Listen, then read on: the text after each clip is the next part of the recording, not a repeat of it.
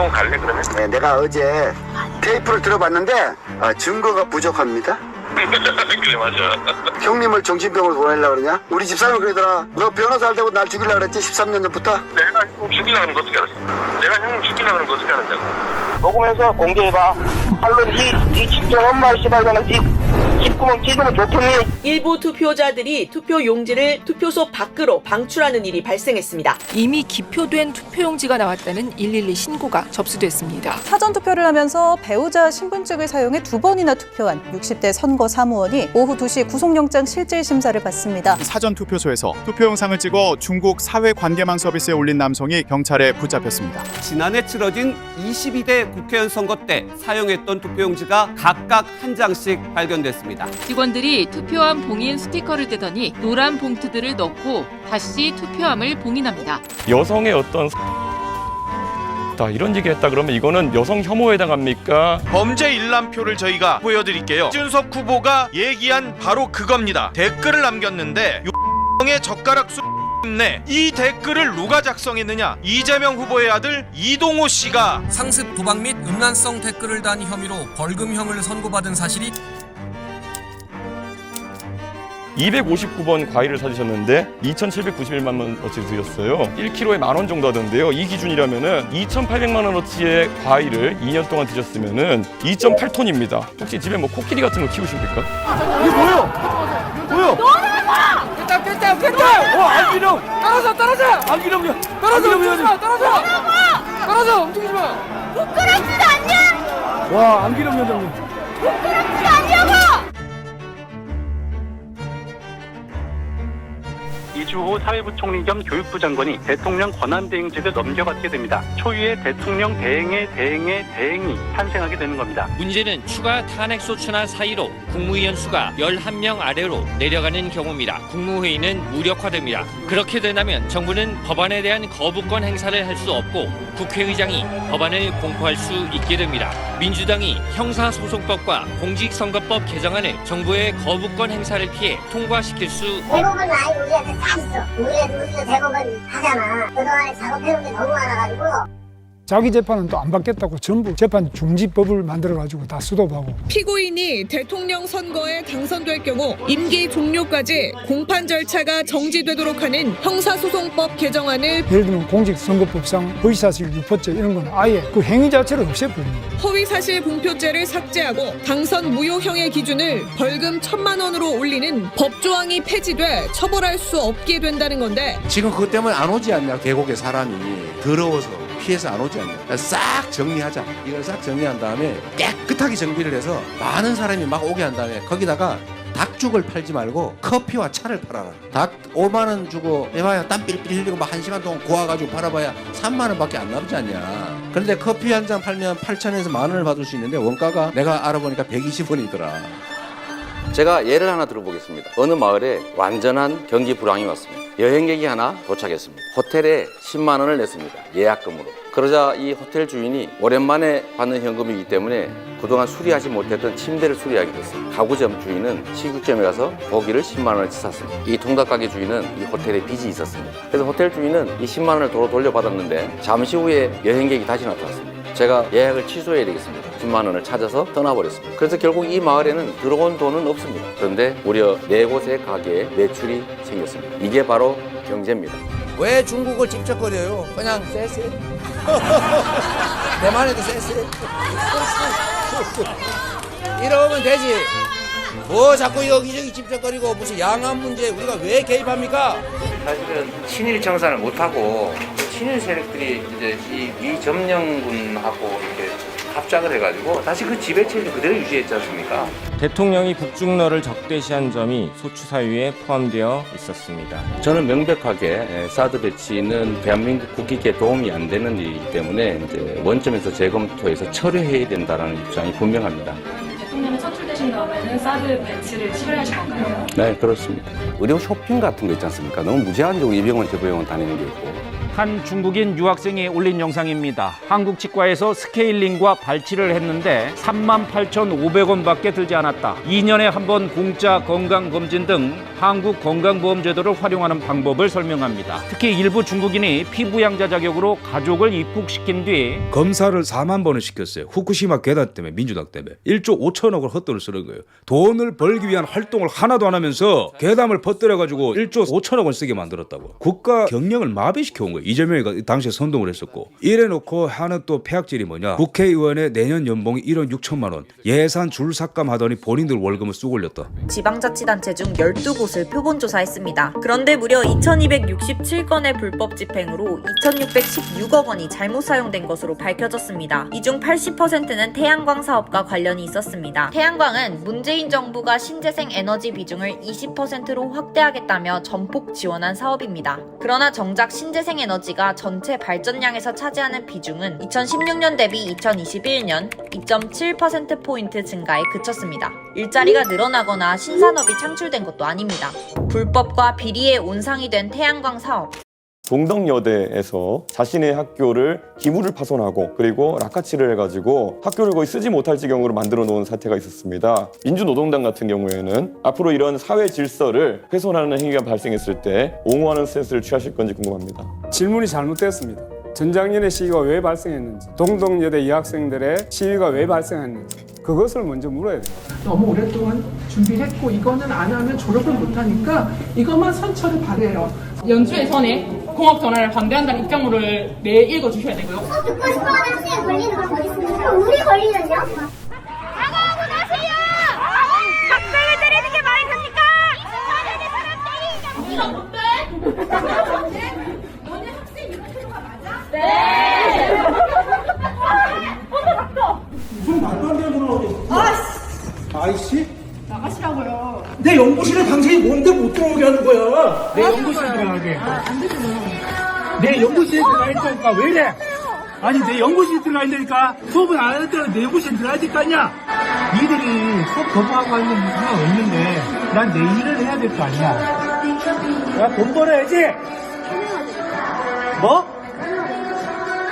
진짜. 양성 평등을 조사한 세계 성격차 보고서가 발표되는데요. 한국은 115위를 차지했는데요. 남성의 대학 진학률이요 111%나 됩니다. 이게 논리적으로 가능합니까? 군대 가 있는 휴학생도 모두 대학생으로 간주를 했기 때문에요. 무려 7억 원을 들여 공공시설의 몰카 적발에 나섰는데 지금껏 적발 건수는 단 한 건도 없습니다. 경찰 발표를 보면 단순 폭행 사건으로 볼 수 있는데 그제 청와대 청원 게시판에 올라온 글 때문이었습니다. 이 청원 글에 하루에 30만 명 이상이 동의를 하면서 이 성대결로 이제 발전이 됐기 때문입니다. A 씨가 올린 청원 글을 본 사람들은 이 여성 혐오 때문에 남성들이 폭행을 가한 것으로 이해를 하게 된 거죠. 이수혁 폭행남이라는 트위터 해시태그가 전 세계에서 가장 많이 태그된 단어 1위에. 아니 근데 저 새끼는 여자 만나본 적 없어서 클리가 뭔지도 몰라.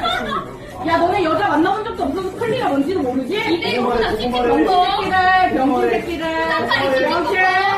너네 좀 몇 점 없앨게. 야 너네 여자 못 만나봤지? 너네 여자 못 만나봤지?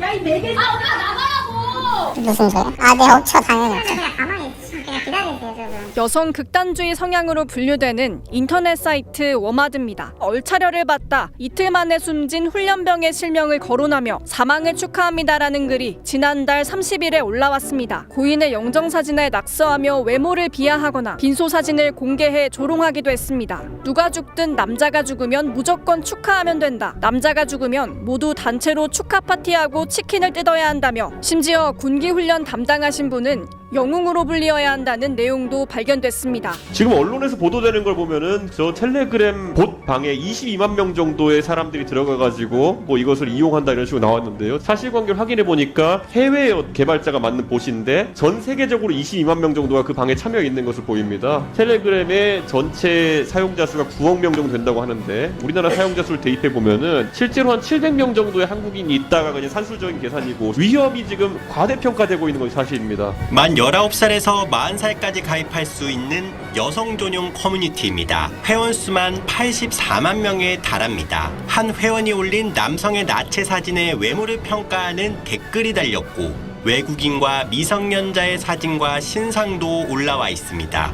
얘 자쁘지? 근데 너무 아기라 잘 가라. 이게 지금 교복을 입고 있는 미성년자입니다. 생긴 것도 애기 귀엽네. 야 귀엽다. 근데 남자 나이 19에 절대 어린 나이는 아니면 알 거 다 아는 나이라. 중에 이거서 리스트 보니까 애가 그 애 아빠라는 놈이구만. 자기네들끼리 돌려보는 그 리스트가 있다는 거죠. 데이팅에 하는 미국 남자들 모아놓은 이런 리스트가 다 있다는 겁니다. 아니 나 저번 주가 라밤바 갔는데 옷동간 몸 좋은 흑인이 스트리퍼 자처하고 있던데 올해 이런 거 꼭 먹어야지. 근데 바지도 벗은겨? 맞나 보이네요. 크크. 먹어본 사람 아프리칸인가? 먹진 않았지만 남아공 아프리칸이고 잘 못함. 크기는 그냥 그랬어. 끈빠끈 미끈하다. 성적 대상화 당하고 싶어서 아주 몸부림을 치네요. 옷맴매 미친. 사진 더 없나요? 해. 미국남 빅데이터 전차수 총망남 주시거리랑 색한 거 자연스럽게 말아. 동두천 아미 백인 33대 평택 노무현 전 대통령 콜라 합성사진 보내면 웃기다. 피부 개더럽고 크리피하다고 소문남. 그게 아까 처음에 말한 양면적인 게 이해가 안 된다고요. 나는 불편한데 왜 상대는 이해를 못 하냐고요. 왜?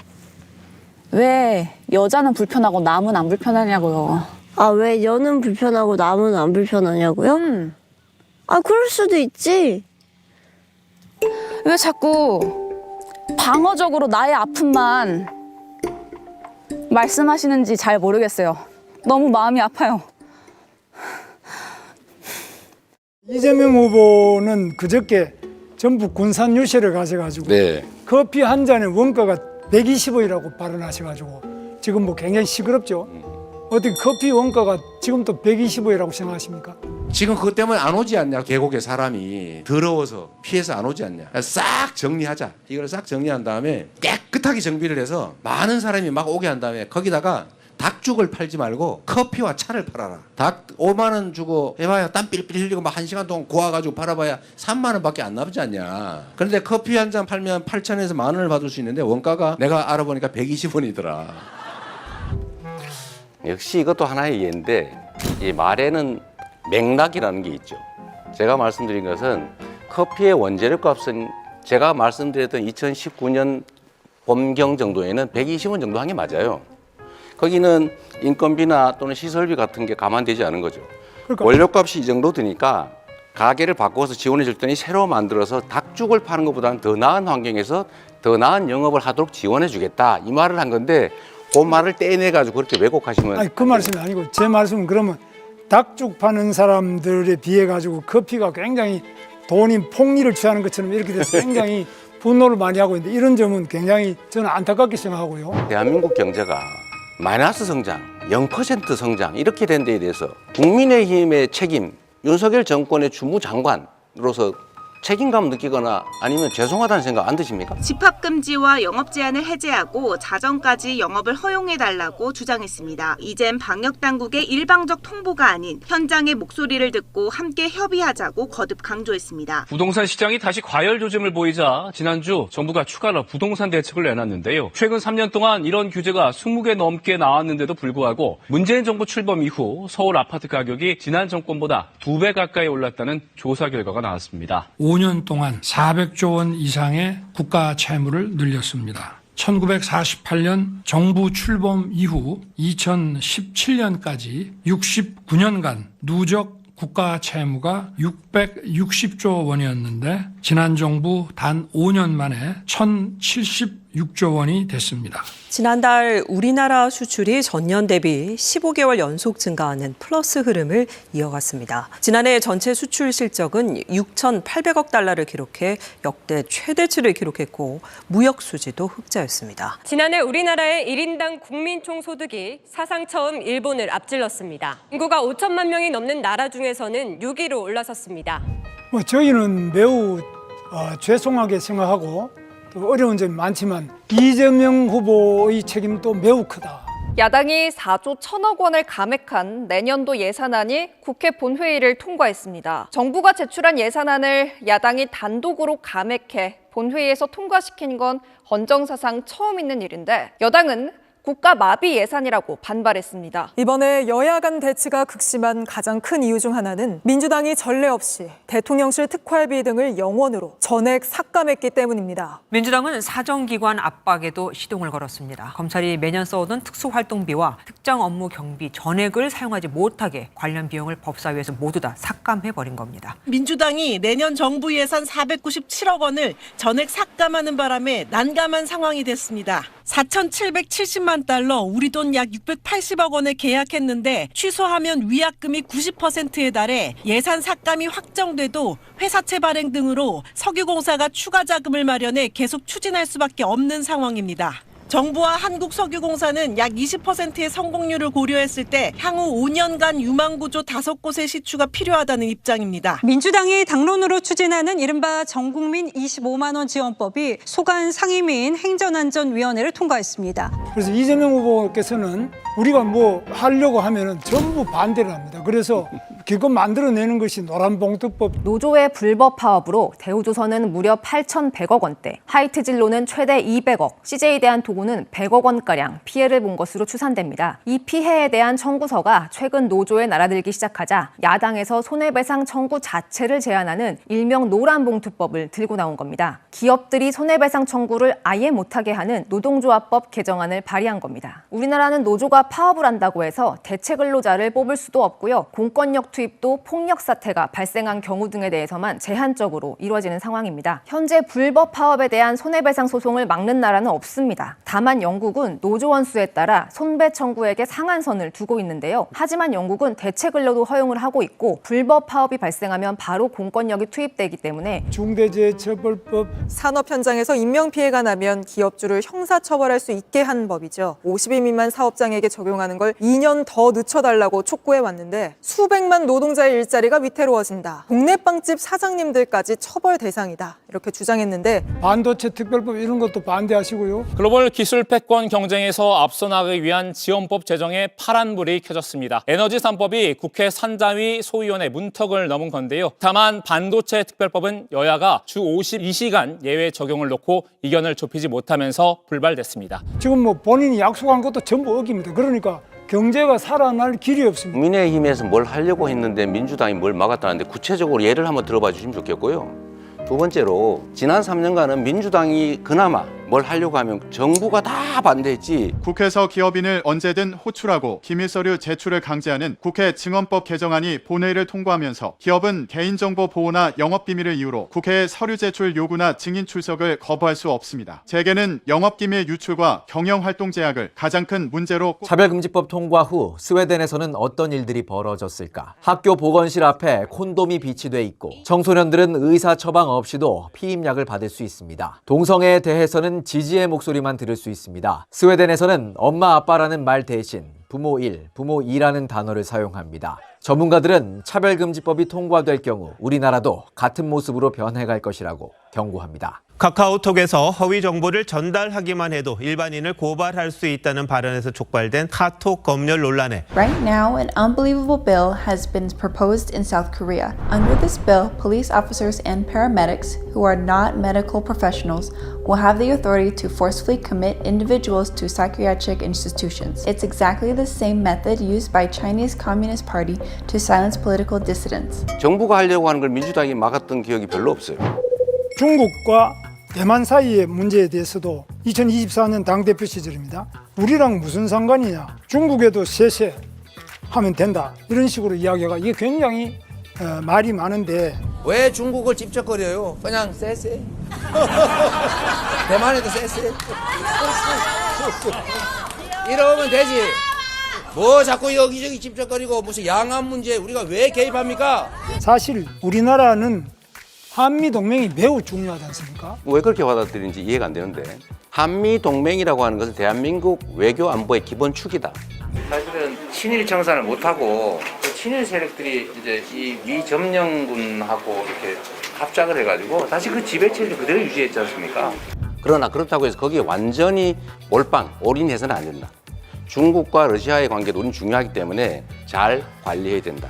이 말씀을 드리는 것인데요. 1차 소추안에서는 대통령이 북중러를 적대시한 점이 소추 사유에 포함되어 있었습니다. 저는 명백하게 사드 배치는 대한민국 국익에 도움이 안 되는 일이기 때문에 이제 원점에서 재검토해서 철회해야 된다는 입장이 분명합니다. 그러면 대통령이 선출되신 다음에는 사드 배치를 철회하실 건가요? 네, 그렇습니다. 너무 자꾸 극단화시키지 말라니까. 이 외교라는 게 얼마나 섬세하고 예민한 문제입니까? 그런데 이재명 후보는 호텔 예약을 취소해도 돈만 돌면은 경제가 살아난다며 돈풀기식 괴짜 경제학을 본인이 지어낸 말이죠. 그건 성장을 말한 게 아니고 경제 순환이 필요하다는 걸 극단적으로 단순화해서 설명한 거. 제가 예를 하나 들어보겠습니다. 어느 마을에 완전한 경기 불황이 왔습니다. 모든 가게들의 손님이 하나도 없습니다. 근데 그중에 그 마을에 여행객이 하나 도착했습니다. 그 여행객이 호텔에 10만 원을 냈습니다. 예약금으로. 그러자 이 호텔 주인이 오랜만에 받는 현금이기 때문에 그동안 수리하지 못했던 침대를 수리하기로 했습니다. 그래서 침대 가게에 수리를 요청했습니다. 그리고 10만 원을 지급했습니다. 가구점 주인은 오랜만에 보는 돈이라 이번에는 고기를 좀 사 먹어야 되겠다 라고 해서 식육점에 가서 고기를 10만 원어치 샀습니다. 이 식육점 주인도 오랜만에 10만 원을 받아보기 때문에 통닭 가게에서 10만 원을 주고 통닭을 주문했습니다. 이 통닭 가게 주인은 오래전에 이 호텔에 빚이 있었습니다. 갚았습니다. 그래서 호텔 주인은 이 10만 원을 도로 돌려받았는데 잠시 후에 여행객이 다시 나타났습니다. 제가 예약을 취소해야 되겠습니다 라고 해서 그 호텔에 주었던 10만 원을 찾아서 떠나버렸습니다. 그래서 결국 이 마을에는 들어온 돈은 없습니다. 그런데 무려 4곳의 가게에 매출이 생겼습니다. 이게 바로 경제입니다. 이재명 후보님 정년 연장을 하실 계획이라고 이제 들었는데 이렇게 되면 젊은 세대의 일자리는 악영향을 주는 거 아닙니까? 그 점에 대해서 동의하기 어렵습니다. 젊은 세대도 많이 동의하고 있고요. 젊은 세대의 일자리와 청년이 늘어나는 일자리가 반드시 일치하지는 않습니다. 도대체 무슨 토론을 하자는 건지 잘 모르겠습니다. 정년 연장을 했는데 어떻게 청년 일자리가 늘어납니까? 너무 극단적이십니다. 궁금한 것이 임금의 감소가 없는 주 4.5일제를 어떻게 하겠다는 것인지, 말 그대로 기업에게 온팡지게 다 넘기겠다는 건 아닌지 이재명 후보 입장이 궁금합니다. 10초 드리겠습니다. 세브란스 병원은 재작년 주 4일제를 시범 도입했습니다. 간호사 30명을 대상으로 임금 10% 삭감이 조건인데 병원 노조에 따르면 근무 만족도는 높아졌고 회사율도 감소했습니다. 하지만 전면 실시는 쉽지 않을 전망입니다. 전체 간호사 6천여 명에게 주 4일제를 적용할 경우 병원은 매년 약 400억 원의 추가 부담이 필요한데 임금 10% 삭감만으론 크게 부족하다는 게 병원 설명입니다. 경기도는 올해 83개 중소기업에 주 4.5일제 도입을 지원하기 위해 예산 83억 원을 편성했습니다. 기업당 평균 1억 원의 세금이 들어가는 겁니다. 소득 감소 없는 주 4.5일제 가능 여부는 대체 인력이 부담인 중소기업에 달려 있습니다. 전문가들의 의견을 물어봤습니다. 이재명 후보의 공약에 대해선 실현 가능성, 대기업과 중소기업 간 양극화를 우려했습니다. 대기업, 정규직, 노동조합이 있는 사업장에서는 가능할 거예요. 근데 이제 나머지에서는 사실 그게 잘 지켜질까? 지금 우리 법제에서는 8시간 넘어가면 1시간 더 하면 오버타임이라니까. 그러면 그 비용은 다시 기업이 져야 되는 거고. 임금 감소가 없이 4.5일제로 가야 되고요. 그거는 앞으로 우리가 점진적으로 타협을 통해서 나아가야 된다. 우리 방향을 얘기하는 겁니다. 예, 지금 확인하신 것처럼 이재명 후보는 어떻게가 빠져 있고 그냥 이렇게 하겠다 저렇게 하겠다 이런 말씀만 하고 있습니다. 원래 사람들이 어려울 때 옆에 사이비 종교가 다가오는 것처럼 가장 위험한 형태의 사람이다 말씀드리겠습니다. 혹시 USDT와 USDC 어떤 부분이 차이가 있는지 알고 계십니까? 첫째로 곡물 쌀값 관리에 3종 아니 USDC 질문입니다. 잠깐만 계세요. 저 대답은 우리가 자율적으로 하는 것이죠. 그거는 무조건 토론입니다. 예. 그렇더라도 답을 들어보고 가세요. 얘기하고 다음에 할 거니까. 시간 낭비하시려고 하는 자, 3조 원을 쓴다는 얘기는 사실이 아니다. 양곡관리법 개정안의 핵심은 초과 생산된 쌀의 의무 매입과 가격 보장입니다. 현행법상 농식품부 장관은 남는 쌀을 정부가 다시 사들일지를 재량으로 결정할 수 있는데 이걸 의무 조항으로 바꿔 초과 생산량은 반드시 매입하게 한다는 겁니다. 또 쌀값이 평년 가격 아래로 떨어지면 정부가 그 차액만큼 농민들에게 지급하는 것도 포함됐는데 민주당은 이를 채소와 과일 등으로 확대하는 농안법 개정안도 함께 통과시켰습니다. 정부의 반대 논리는 쌀 소비는 계속 줄어드는데 정부 지원이 과잉 생산을 유도해 오히려 쌀값을 더 떨어뜨리는 악순환에 빠지게 한다는 겁니다. 쌀은 계속 쌓여 매입비와 보관비 등 재정적 부담이 오는 2030년엔 3조 2천억 원으로 폭등합니다. 그러니 벼 재배 면적을 줄이고 다른 작물로 바꾸도록 유도해야 한다는 입장입니다. 제가 볼 때 이거는 결국 뭐냐면은 그 나라 돈 들여가지고 남는 쌀 사서 그냥 썩히는 거거든요. 이게 과연 합리적인 건가? 아이디어 자체가. 로베스피에르가 모든 국민들에게 우유값을 싸게 매기겠다라고 해서 우유 반값으로 해다라고 하니까 이제 소를 키우는 분들이 우리는 그럼 어떻게 하냐? 그것도 반값 다 반값 하다 보니까 결과적으로 시장에 정부가 지나치게 개입하면 아무리 좋은 의도로 개입한다고 해도 결과는 오히려 정반대로 나오더라라고 하는 것이고요. 이것이 우리가 지난 정부에서도 비정규직의 정규직화의 문제나 혹은 소득 주도 성장이나 이런 부분에서도 계속 봤던 부분이 아닌가. 또 나아가서는 부동산 정책도 저는 마찬가지였다고 생각하는데요. 그 여파는 지금도 계속되고 있다. 그렇게 단정해서 그렇게 남의 정책을 호도하지 않으면 좋겠다는 것이고요. 두 번째로 원화 기반의 코인을 만든다라고 하는 것은 담보를 그 액수만큼 넣어놓고 거기에 맞게 코인을 발행하게 허용하겠다 이겁니다. 그러면은 안정성 있죠. 그래서 결국에는 지급 준비를 얼마로 하겠다는지 이런 것들을 여쭤볼 수 있겠는데요. 1대1로 한다고요. 1대1이면 그게 동작 가능한지 궁금하고요. 윤석열 지지선은 받으니 기쁘십니까? 내란 우두머리 윤석열의 대리인 아닙니까? 윤석열 때문에 치러지는 선거입니다. 무슨 자격으로 여기 나오셨습니까? 지금 말씀이 좀 과한데요. 비상계엄이 헌법 위반된다고 분명히 얘기하고 있지 않습니까? 헌법재판소에서 내란은 뺀 거 모르십니까? 잠깐만 기다리세요. 헌정을 유린한 정권이 내란이 아니고 뭡니까? 그 책임에서 빠져나오는 태도 이거 계속 보이시겠습니까? 헌법재판소에서 내란으로 원래 국회에서 소추를 했다가 국민 여러분 소추장에서 내란은 뺐습니다. 국회 탄핵소추단이 윤석열 대통령 탄핵 심판에서 형법상 내란 혐의를 탄핵 사유에서 빼겠다고 했습니다. 이번 탄핵 심판이 내란죄 성립을 토대로 한 것이라며 이를 제외하는 건 원천 무효라고 반박했습니다. 소추안을 바꾼다면 국회의 동의를 다시 받아야 한다고도 주장했습니다. 국회 탄핵 소추문에 내란이라는 단어가 총 38번이나 들어갑니다. 이재명 후보께서 최근에 중국과 대만에 관여하지 말고 모두 CC하면 된다 이래가지고 비난을 받은 바가 있습니다. 너무 친중국적인 입장 아니겠습니까? 단편적인 생각이라고 생각되고요. 제가 드리는 말씀은 국익 중심으로 판단해야 되고 대만과 중국이 다투면 뭐 대만에도 좋은 관계를 중국에도 좋은 관계를 유지할 필요가 있다. 제가 그런 취지의 말씀을 드린 것이고요. 중국 친중이다 이렇게 생각하는 것은 정치인으로서는 좀 적절치 않은 표현 같습니다. 예. 그런데 이런 관점에서는 미국 입장에서 트럼프가 한국이 북한하고 좀 싸우면 어때? 우리 그냥 둘 다 CC하면 되지 이렇게 나오면 곤란한 거 아닙니까? 일반적인 사례와 특수 상황에 대한 사례를 좀 구분하시면 좋을 것 같아요. 그냥 뭐든지 극단화시키는데 지금 통상적인 국제관계의 얘기를 한 것이고 침략을 한다든지 전쟁이 벌어진다든지 그 상황은 또 다른 것이죠. 계속 말을 돌리고 계신 게 잠깐만 제가 답변할 때 좀 하게 하고 그런 점들에 대해서는 극단적으로 좀 판단하지 않으시면 좋겠습니다. 최근에 대만 해협에 대한 위협이 가중되는 상황에서 결국에는 유사시엔 다를 수 있다는 취지로 또 답변하신 거 아닙니까? 유사시 상황이 발생했을 때 개입하겠다는 겁니까? 안 하겠다는 겁니까? 모든 상황들을 가정을 해가지고 극단화시켜서 판단하면 문제가 생깁니다. 상황이 전개가 됐을 때 그 상황에 맞춰서 유연하게 판단해야 되고 그 판단의 기준은 역시 대한민국의 국익이라야 되고요.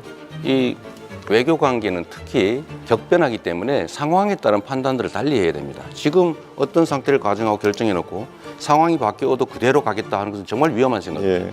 이재명 후보의 공약 중에 보면요. 해남의 솔라시도 부지에다가 결국에는 데이터 센터를 왕창 만들겠다. 서남해 안에 풍력 발전을 많이 활용하겠다 이런 말씀하시는데요. 그럼 데이터 센터의 기본적인 조건이 뭐냐면은 안정적인 전력 공급입니다. 왜 굳이 그런 불안정한 풍력 발전 전원이 있는 곳에다가 이런 데이터 센터를 공약하게 되었는지 의문이고요. 그런데 이런 식으로 전력 생산 단가도 높고 실제로 중국이 많이 장악하고 있는 풍력발전 시장에 대해 가지고 영광에서 여수에서 전력 끌고 와야 되고 데이터 케이블 같은 것도 부산에서 끌고 와가지고 이걸 해야 되는데 도대체 중국을 위한 것이 아니라면은 이게 누구를 위한 것입니까? 민주당이 정액한 문재인 이재명 예산을 보면요. 신재생 에너지 금융 지원 이게 문재인 때 그리고 이재명 당대표 때 합한 금액인데 이 중국이 좋아하는 거 신재생 에너지를 2,300억을 정액해 버렸어요. 친중하겠다는 거거든. 태양광 늘리겠다는 거거든. 풍력 발전하겠다는 거거든요. 신재생 에너지 보급 지원 1,600원. 이거 전라도 태양광 카르텔 좋아할 일이겠네. 이게 반대한민국이죠. 보면은 새만금 이런 거 고속도로 이거 다 다 이거 수익성 없는 거예요. 이런 거에다가는 다 돈을 바르는데 검찰, 경찰, 다음 세대 국정 운영에 필요한 거 미래 에너지는 다 잘라버려. 한미 관계와 전 세계에 수출할 수 있는 원전 관련된 거 다 없애버려요. 자꾸 저를 친중으로 한번 몰아보려고 애쓰시는 것 같은데 매우 부적절하다는 생각이 들고요. 원래 이 데이터 센터들은 기본적으로 재생에너지를 쓰는 게 지금 표준이죠. 재생에너지는 기본적으로 간헐성이라고 하는 불규칙성이 본질입니다. 그래서 이 SS라고 하는 시스템이 있는 거죠. 많을 때는 저장하고 적을 때는 공급하고 또 기저전력도 공급할 수 있기 때문에 불가능하다 생각하는 것 자체가 좀 잘못된 생각인 것 같습니다.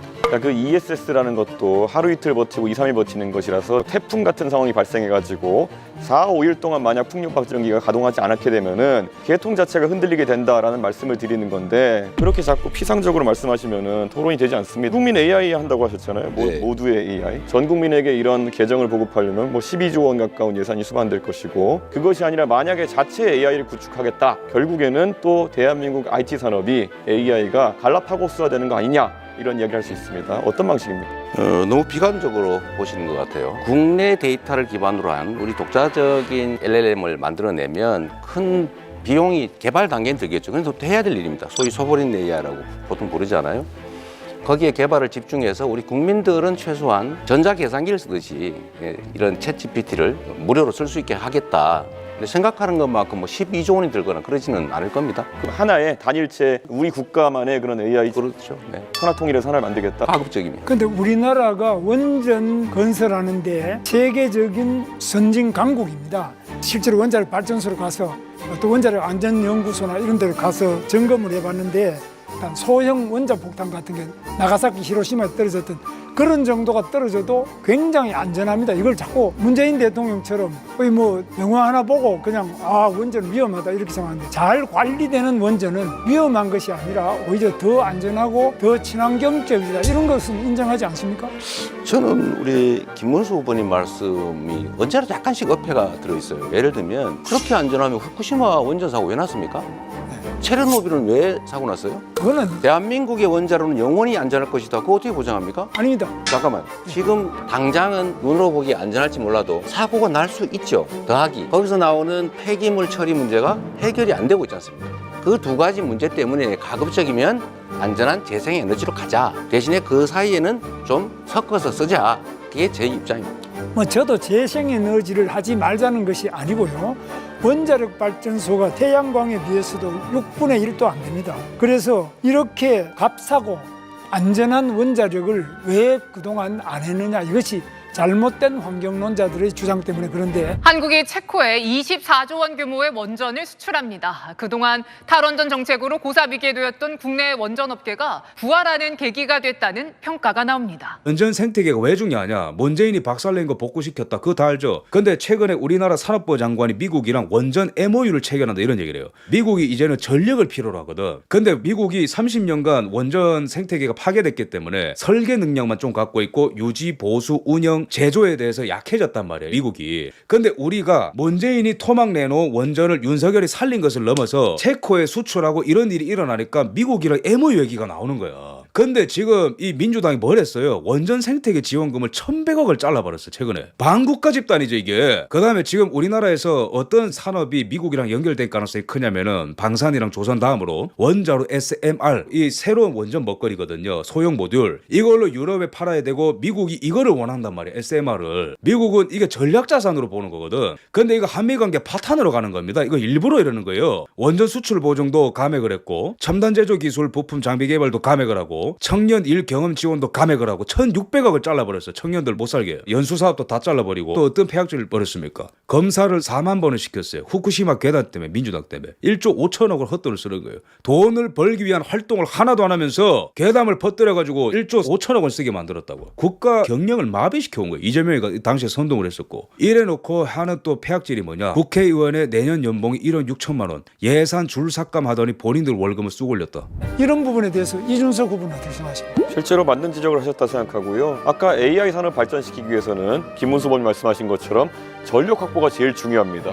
그런데 비용 구조상 서남 해안의 풍력 발전 같은 경우에는 킬로와트당 균등화 발전 단가가 300원 가까이 가는 그런 발전이고, 김문수 의원님 말씀하시는 거는 한 50원, 60원 정도의 균등화 발전 단가가 되는 원전인데 어느 것이 더 효율적인지는 이미 드러나 있는 것이거든요. 그런데 아마 이재명 후보께서 환경론자들의 말에 너무 많이 휘둘려가지고 국가 대사를 판단하시는 게 아닌가 이런 우려가 있어서. 이재명 후보는 아시다시피 지금 자기 형님, 친형님 제가 만났습니다. 저를 하도 보자 그래서 만났는데 그때 정신병원에 하도 보내려고 그러고 이러니까. 그런데 이 형님을 바로 이 성남시장으로서 정신병원에 강제 입원시키려고 하다가 그것 때문에 형수님하고 욕을 하고 다투고 이렇게 된 거 아닙니까? 야, 너 있잖아. 나 정신병원에 집어넣으려고 녹음했는데 30% 부족할 거다. 그 보건소장이 집어넣을 수 있게 됐던데. 시장이 비판을 들어야지 비판한다고 정신병원에 입원시키냐 너는? 너 인권 변호사 맞냐? 너 유동규 대단히 생각하더라. 유동규 부시장 대단히 생각해 뭐? 정신병원 갈래 그러면? 정신병원 안 가 임마. 나 정신병자 아니야. 넌 추잡하구나. 내가 알아. 네가 유도한다고 하네. 내가 어제 테이프를 들어봤는데 증거가 부족합니다. 그래 맞아. 동생아, 이재명이 내 마지막으로 얘기한다. 정신 차려라. 형님을 정신병원으로 보내려고 그러냐? 우리 집사람이 그러더라. 너 변호사 할 때고 날 죽이려고 그랬지? 13년 전부터? 내가 형 죽이려고 하는 거 어떻게 알았어? 내가 형님 죽이려고 하는 거 어떻게 알았냐고. 이재명 경기지사의 부인으로 추정되는 인물이 조카와 통화하는 것으로 추정되는 녹취가 공개가 됐습니다. 까지 니네 아빠 강제 입원 내가 말렸거든? 니네 작은 아빠 하는 거? 너 때문인 줄 알아라. 뭐 하시는 거예요? 정말 협박하시는 거예요? 녹음해서 공개해봐. 물론 이 진정 엄마 씨발로는 네 씹구멍 찢으면 좋겠니? 이래서 어떻게 그러면 앞으로 국민 교육을 하고 어떻게 그러면 지도자가 돼서 가정도 제대로 못하는데 어떻게 나라를 통합시킬 수 있겠습니까? 저희 집안 내 내밀한 문제, 우리 어머니에게 우리 형님이 그 폭언을 해서 그런 말을 할 수 있냐라고 제가 따진 게 문제가 됐는데, 그 점은 제 소양이 부족, 또 수양이 부족으로 제가 사과 말씀을 다시 드립니다. 그러나 김문수 후보는 이런 말을 할 자격이 없죠. 이건 우리 집안 내의 내밀한 사적 문제인데, 굳이 따지자면 본인은 갑질을 하지 않습니까?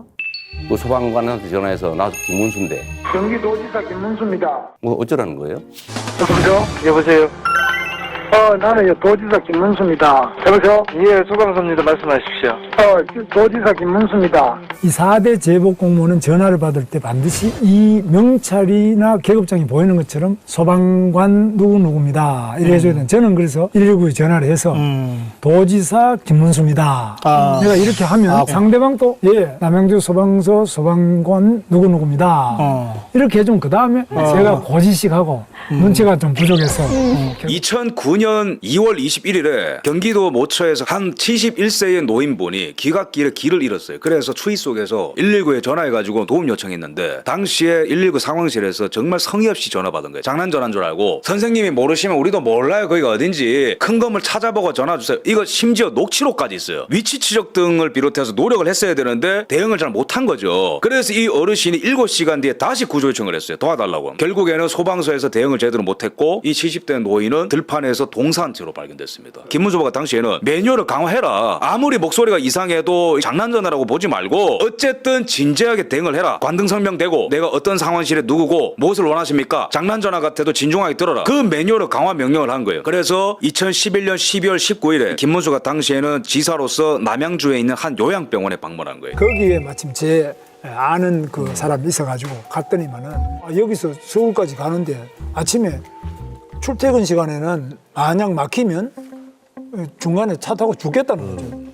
이 앰뷸런스 타면 가다가 산소 호흡도 하고 병원하고 바로 직통으로 돈이 없어가지고 다 드리지 못하고 경기도 31개 소방서 중에 8개밖에 못 드렸어요. 그래서 이게 어디에 있는지는 몰랐는데 그걸 소방관에 딱 전화하니까 그렇게 권력을 남용하면 안 된다는 말씀을 드리면서, 저는 국민의힘의 이야기에 대해 가지고 단 한 번의 예외 없이 단일화에 관심 없다고 이야기하고 있습니다. 이재명 후보는 그냥 본인의 망상 속에서 계속 그것만 두려운 겁니다. 본인은 어떻게 의료비를 절감하시겠습니까? 저는 과감하게 의료 혜택 중에서 과학적인 그런 어떤 효과가 입증되지 않은 것들은 줄여야 되고요. 그리고 우리가 메르스라든지 아니면 코로나를 겪으면서 결국에는 진료비가 이제 과다하게 늘어난 부분에 대해서는 감축을 해야 된다. 예를 들어서 문재인 케어를 통해 가지고 대한민국이 지금 전 세계에서 MRI를 가장 많이 찍는 나라가 됐습니다. 저는 그런 부분에 대해서 국민들께 솔직하게 얘기하고 간병비가 더 중요하기 때문에 한번 이건 삭감하는 것을 이야기해 봅시다. 이렇게 해야 되는 것인데 연금제도라고 하는 건 기본적으로 세대 간 연대를 하는 것입니다. 이거는 남이 아니잖아요. 부모도 있고 할아버지도 있고 자식도 있고 이게 서로 뭐 보험료도 내고 보험료 연금도 받고 하는 것인데 그런 식으로 자꾸 갈라쳐가지고 기존 제도 수혜자 새로운 대상자 이거 자꾸 갈라치고 남녀 갈라치고 이런 식으로 하는 거 좀 정치인으로서는 적절치 않다고 생각하는데 어떻게 생각하세요? 올해 6월 말 기준으로 노령연금을 수급하고 있는 외국인 수는 1,410명. 이들에게 상반기 지급된 금액은 267억 8,800만 원이었습니다. 국적별로 살펴보면 중국인이 5,571명으로 전체 53.5%였고 수령 금액은 101억 700만 원이었습니다. 한국에서 중국인은 되는데 중국에서 한국인은 안 되는 여권에서 중국과 상호주의 차원에서 바로잡아야 할 4가지를 들여다보는 것으로 전해졌습니다. 투표권, 건강보험, 그리고 부동산 대출 관련 제도인데요. 말 그대로 궤변을 하고 계신 거죠. 지금 사회적 연대나 세대 간의 연대 같은 걸 이야기하시는데 이번 합의 과정에서 과연 그러면 이득을 보는 세대는 어디이고 손해를 보는 세대가 어디인가 명백하거든요. 결국에는 지금 바로 소득 대체율을 올림으로 인해 가지고 받아가는 세대는 바로 받아가게 되고 내는 세대는 4% 가까이 인상된 금액을 평생 내야 되는 것이고 그래서 5천만 원 더 내고 2천만 원 더 받아가는 구조다 이런 얘기가 나오는 거라서 대한민국의 젊은 세대는 가만히 앉아서 한 사람당 3천만 원 이상의 손실을 그냥 떠있게 된 거거든요. 김문수 후보님은 어떠세요? 자동조동 장치는 국가가 상당한 부분을 책임져야 되는 장치인데 이것은 저는 필요하다고 봅니다. 특히 젊은 세대들이 여기에 대해서 매우 불안하게 생각하고 있기 때문에 자기들은 뭐 내기만 되고 나중에 빈 깡통이 되는 거 아니냐 이런 우려를 해소해 줄 수 있는 가장 적극적인 조치가 바로 자동조정 장치가 아니냐 저는 그렇게 생각하고 우리 이재명 후보께서도 동의하실 줄 생각합니다. 저는 지금 단계로 그걸 도입하게 되면 연금을 내는 사람들이 불안해서 연금에 대한 신뢰가 깨질 것 같아요. 재생에너지 부분 RE100은 사실 불가능한 겁니다. 그 자체는 좋은 구호이기는 하지만 RE100이 될 수 있다. 이건 상당한 시간이 지나기 전에는 안 되는 것이기 때문에 그걸 당장에 뭐 가능한 것처럼 이렇게 말하는 건 현실을 모르는 소리라고 생각합니다. 그야말로 우리 김문수 후보님이 현실을 모르시는데요. 그건 우리가 감당할 수 있느냐 없느냐와 아무 관련이 없어요. 이미 글로벌 기업들이 그렇게 정했어요. 그리고 재생에너지로만 생산한 것만 산다. 이 원칙을 정했잖아요. 그걸 이미 하겠다는데 그럼 거기 우리는 못한다 그러면 수출을 못하는 거죠. 해외의 사례와 다르게 우리나라 같은 경우에 아리백에 참여하고 있는 기업들이 제조기업이기 때문에 전력 다소비 기업이 많습니다. 예를 들면 다른 나라 기업이 전기 사용량이 100기가와트아워로 아리백을 한다면 우리나라 같은 경우에는 제조기업이기 때문에 1000기가와트 정도를 계약을 하기 때문에 기업들이 투자해야 되는 비용이 해외 대비 좀 부담이 되는 부분이 분명 존재하기 때문에 국내에서는 미진하고 해외에서는 조금 더 빠르게 달성한 그러한 흐름을 보이고 있다. 아리백과 관련돼서 흥미로운 설문조사가 있습니다. 한국무역협회 조사에 따르면 바이오나 원청 업체들로부터 재생에너지 사용을 요구받는데 이럴 경우에 어떻게 할 것이냐. 그래서 제조 수출 기업이 28.2%가 아예 아리백에 대응하지 않겠다. 또는 사업장을 이전하거나 다른 거래처를 물색하거나 심지어 거래를 중단한다. 그냥 아리백을 하느니 포기하겠다는 얘기예요. 특히 유럽 같은 경우에도 보면은 아리백을 관련 여러 가지 기후 의제를 밟아서 유럽의 경쟁력이 상승하는 게 아니라 유럽의 경쟁력이 제일 먼저 약화되고 오히려 이걸 지키지 않는 중국이나 인도, 세계의 공장 같은 지역들이 더 이익을 보기 때문에 국내에 있는 일자리가 더 줄어드는 그러다 보니까 오히려 유럽의 제조업이 먼저 녹아내려버리는 원전이 위험한 에너지라는 점에 대해서는 뭐 생각이 여전한데 다만 우리의 현실이 있기 때문에 이미 지어진 원전들은 계속 잘 쓰자. 그리고 가동연한이 지났더라도 영광처럼 안전성이 담보가 되면 뭐 더 쓰는 것도 검토하자 이런 입장이고요. 그렇다고 지금 추가로 원전을 국내에 어딘가에 짓는다면 그 어디 터가 있냐 이렇게 묻고 싶습니다. 우리나라 원전의 시공 능력은 세계 최고 수준 아닙니까? 그래서 저는 이재명 후보께서 앞으로 정책을 하시더라도 반드시 현장을 가봐야 된다. 원자력이 위험하다고 하려면 원자력 발전소를 가보든지 원자력 연구소도 대전에 가실 때 한번 들러보세요.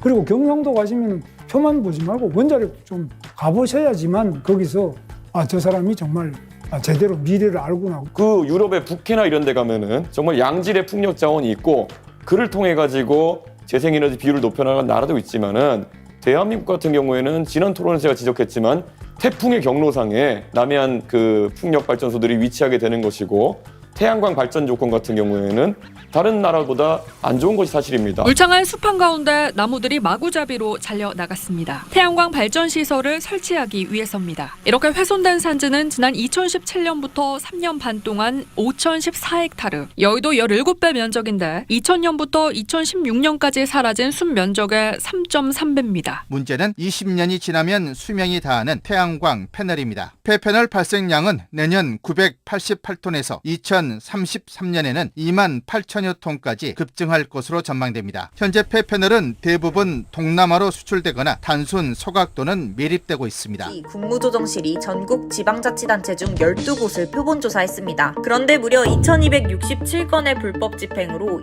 2616억 원이 잘못 사용된 것으로 밝혀졌습니다. 이 중 80%는 태양광 사업과 관련이 있었습니다. 버섯이나 곤충 재배 시설엔 태양광 패널을 설치할 수 있다는 점을 이용해 가짜 시설을 만든 뒤 대출을 받은 사례도 20곳이나 있었습니다. 표본조사 결과가 이렇다면 이번 조사에서 빠진 나머지 사업이 멀쩡할 것이라 보긴 어렵습니다. 태양광은 문재인 정부가 신재생 에너지 비중을 20%로 확대하겠다며 전폭 지원한 사업입니다. 그러나 정작 신재생 에너지가 전체 발전량에서 차지하는 비중은 2016년 대비 2021년 2.7%포인트 증가에 그쳤습니다. 일자리가 늘어나거나 신산업이 창출된 것도 아닙니다.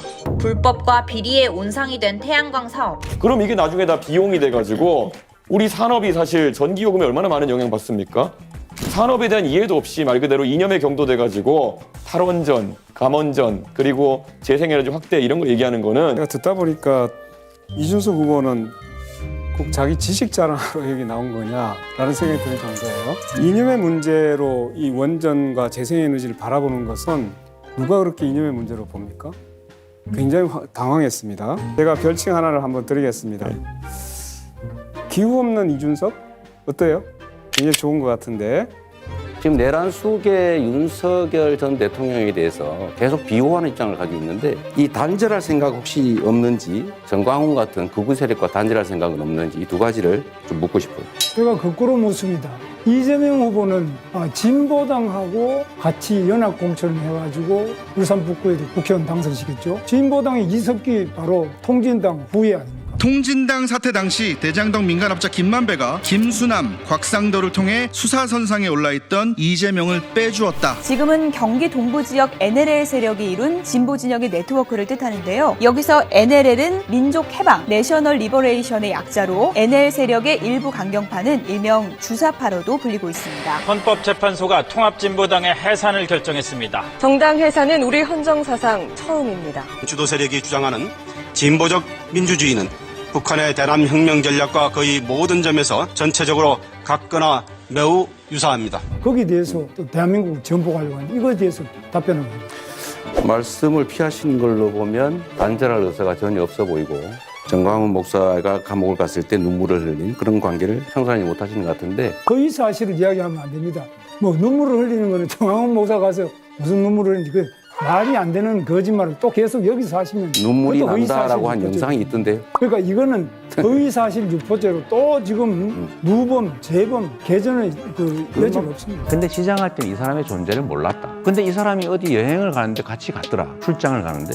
하위직 실무자인데 같이 갔으면 그 사람이 얼굴이야 제가 봤겠지만 그 사람이 이 사람인지를 여러분은 어떻게 압니까? 표창을 수백 명을 주는데 그 사람을 제가 왜 일정하게 기억을 못하냐고 하면 그게 적정한 지정일까요? 국민의힘에서 4명 사진을 찍어가지고 마치 제가 골프를 친 것처럼 사진을 공개했던데 제가 확인을 해보니까 전체 우리 일행 단체 사진 중에 일부를 떼내가지고 이렇게 보여줬더군요.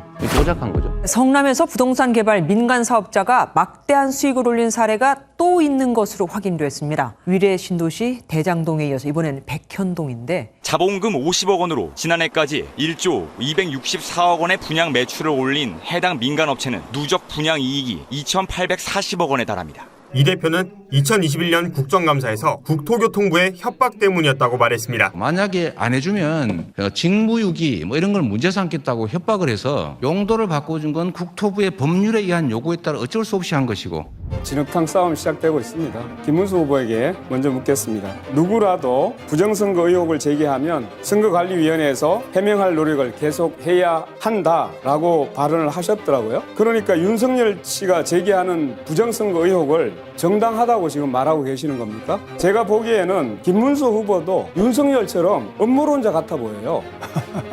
근거 없는 문제 제기를 가지고 계속 그렇게 국민을 분열시키는. 오늘 오후 12시쯤 서울 신촌의 한 사전투표소에서 일부 투표자들이 투표 용지를 투표소 밖으로 방출하는 일이 발생했습니다. 해당 지역에 주소를 두지 않은 관외 선거인들의 투표 줄이 길어지자 신분 확인을 끝낸 뒤 투표 용지를 받은 뒤에도 기표소로 바로 들어가지 못하고 외부에서 대기하라는 선거 관리인들의 안내를 받은 겁니다. 용인시 수지구 성북동 주민센터 사전투표소에서는 이미 기표된 투표용지가 나왔다는 112 신고가 접수됐습니다. 주민등록지 외 지역에서 사전투표를 하는 관외 사전투표의 경우 투표한 용지를 우편 회송용 봉투에 넣어야 하는데 봉투 안에 이재명 후보에게 기표된 투표용지가 들어있었다는 겁니다. 사전투표를 하면서 배우자 신분증을 사용해 2번이나 투표한 60대 선거 사무원이 오후 2시 구속영장 실질심사를 받습니다. 사전투표소에서 투표 영상을 찍어 중국 사회관계망 서비스에 올린 남성이 경찰에 붙잡혔습니다. 그는 기표소 안으로 들어가 투표용지에 도장을 찍는 모습을 중국 SNS에 올렸고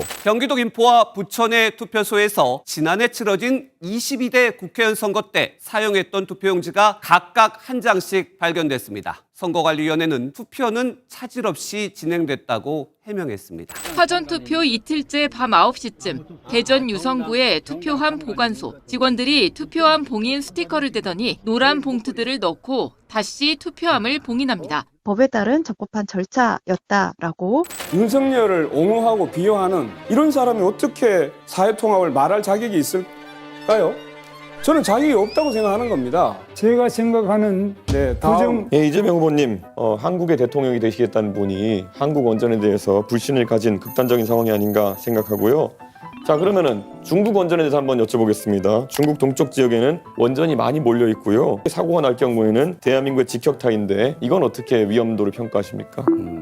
중국이 원자력 발전소 최대 건설 국가로 올라섰습니다. 올해 5개 프로젝트에 11기를 추가 승인해 102기가 되면서 미국의 93기를 넘어선 건데요. 2060년까지 현재 대비 4배 정도 운용 규모를 늘릴 계획입니다. 저는 대한민국 원전을 불신한다고 한 바가 없어요. 중국 동해안에 원전들이 많이 있는 건 저도 아는데 거기가 위험하니까 우리나라 위험해도 괜찮다 그렇게 말하면 안 되는 거죠. 또 원전이란 지금 당장은 싼 게 맞지만 폐기물 처리 비용이나 또 위험을 비용으로 환산했을 때 엄청나게 비싼 에너지일 수도 있어요. 그거 다 감안해가지고 원전이 더 싸다고 제가 그때 말씀드린 거고요. 탈석탄, 감원전이라는 이야기를 하셨습니다. 기저전력을 무엇으로 해결하겠는가라는 질문을 하게 되는데요. 지금 현재 상태도 원전의 비중이 32% 정도고 지금 있는 것만 해도 2060년까지는 쓸 수 있는 상태고요. 그 사이에 풍력이든 태양광이든 이 재생에너지 비중을 대폭 늘리고 예를 들면 양수발전소라든지 이런 기존의 시스템을 활용할 여지가 많이 있죠. 양수발전소 같은 경우에는 또 다른 환경 파괴를 낳는다는 이야기가 있는데요. 물의 낙차로 발전하는 만큼 산지에 상부와 하부 2개 댐을 만들고 터널을 뚫어야 합니다. 환경훼손과 장기간 공사로 인한 소음, 진동, 분진 피해는 불가피합니다. 송전선로의 문제에 대해서도 명백하게 밝히고 진행을 해야 되는데 마지막 절차도 이런 걸 밝힙니다. 그렇지 않습니다. 그럼 은근적 저장하겠다는 기존의 양수 발전소들이 있잖아요. 부족한 용량 아니겠습니까? 안 짓고 하겠다고요? 그렇게 단정하지 말라니까요. 제가 언제 양수 발전소 용량을 늘린다고 했습니까? 몇 년 전에 전장현 관련해서 지하철 시위라는 과정에서 정말 4호선을 타는 100만 명이 넘는 시민들의 발을 묶어가지고 많은 시민들이 담론을 박했습니다. 전국을 돌고 있는 전장현 기습 시위. 오늘은 전설의 부산 지하철 1호선을 방문하였는데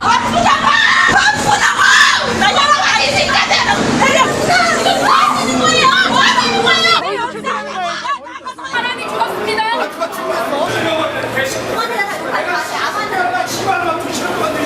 시간 만들어가 장애인 될 수 있는데 저 사람 장애인 되고 있다면 우리가 빚진 거 아닙니까? 뭘 빚지는 게 우리가 안 돼요, 그거. 장애인 우리를 내서 장애인 되는 게. 저기요.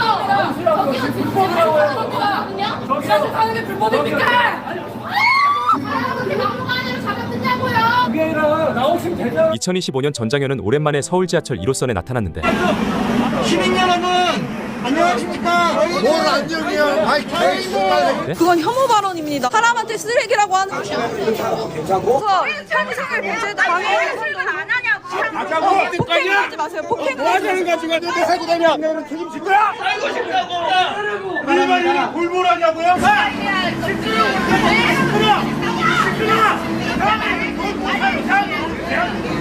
그리고 최근에는 동덕여대에서 자신의 학교를 기물을 파손하고 그리고 락카치를 해가지고 학교를 거의 쓰지 못할 지경으로 만들어 놓은 사태가 있었습니다. 민주노동당 같은 경우에는 앞으로 이런 사회 질서를 훼손하는 행위가 발생했을 때 옹호하는 스탠스를 취하실 건지 궁금합니다. 질문이 잘못됐습니다. 전작년에 시위가 왜 발생했는지, 동덕여대 여학생들의 시위가 왜 발생했는지 그것을 먼저 물어야 됩니다. 현재 동덕여대 캠퍼스 곳곳에는 남녀공학 전환에 반대하는 내용의 낙서와 대자보, 또 밀가루, 케첩 같은 흔적이 그대로 남아 있는데요. 대학 측은 손상된 건물을 보수하고 청소하는 데에 20억에서 많게는 50억 원 가량의 비용이 들 것으로 추산했습니다. 또 시위 여파로 취업 박람회가 취소되며 이에 따른 피해액이 3억여 원이라고 덧붙였습니다. 여기서 이렇게 시위하시는 건 알겠는데요. 들어오고 싶어 하는 학생들이 이제 그것까지 안 하시는 거는 그건 아니지 않을까요? 너무 오랫동안 준비를 했고 이거는 안 하면 졸업을 못 하니까 이것만 선처를 바래요. 연수에서는 공학 전환을 반대한다는 입장문을 매일 읽어주셔야 되고요. 오늘 내일 다. 그리고 저 연수해야 돼요. 저희 좀 해야 돼. 가만히 있으라고 없잖아요.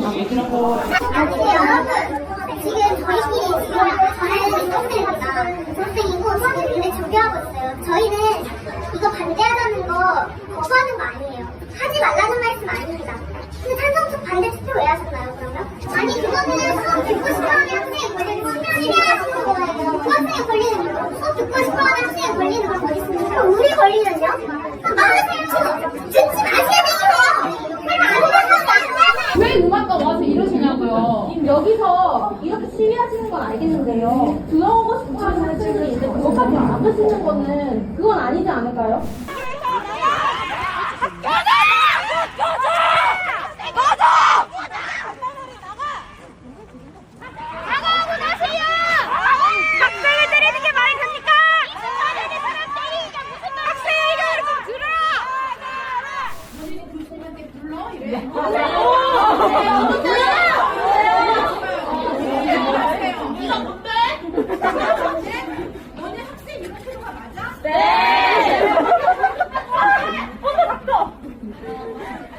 무슨 말도 안 되는 소리를 하고 아이씨? 나가시라고요. 내 연구실에 당신이 뭔데 못 들어오게 하는 거야? 그거 안 나? 이거 안 나? 뭐 하시는 거예요? 진짜 내 연구실에 들어가게. 안 되잖아요. 내 연구실에 들어가 있다니까 왜 이래? 아니 내 연구실에 들어가 있다니까. 수업을 안 했더니 내 연구실에 들어가야 될 거 아니야? 비켜! 얘네들이 진짜 내 연구실에 가야 된다고. 내가 지금 해야 되는 이유가 있어.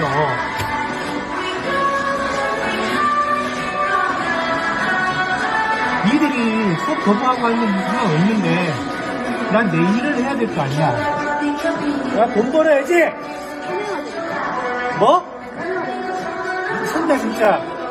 동덕여대가 남녀공학으로 전환을 하겠다라고 이제 학교 측에서 선언한 것도 아니고 단지 이런 전환에 대한 논의가 진행되고 있다는 게 알려졌을 뿐인데 저러고 있다는 겁니다. 과잠을 이렇게 엎어놓고 시위를 한 게 있어요. 학교 앞에. 비가 온다는 소식을 듣고 이 과잠을 이렇게 이쁘게 비닐로 애지중지 싸놓고 있어요. 학교 공공기물 이렇게 무참하게 훼손을 하고 있으면 조용박 선생님도 이 동덕여대 학생 입장에서는 어때요? 학교의 기반을 다진 아주 훌륭한 교육자로서 여성들의 교육권을 보장하기 위해서 인생을 바치신 정말 이 여성들의 인권을 위해서 노력하신 분이란 말이에요. 지금 그런데 그런 분의 얼굴에다가 저렇게 테러를 해놓고 있다는 겁니다.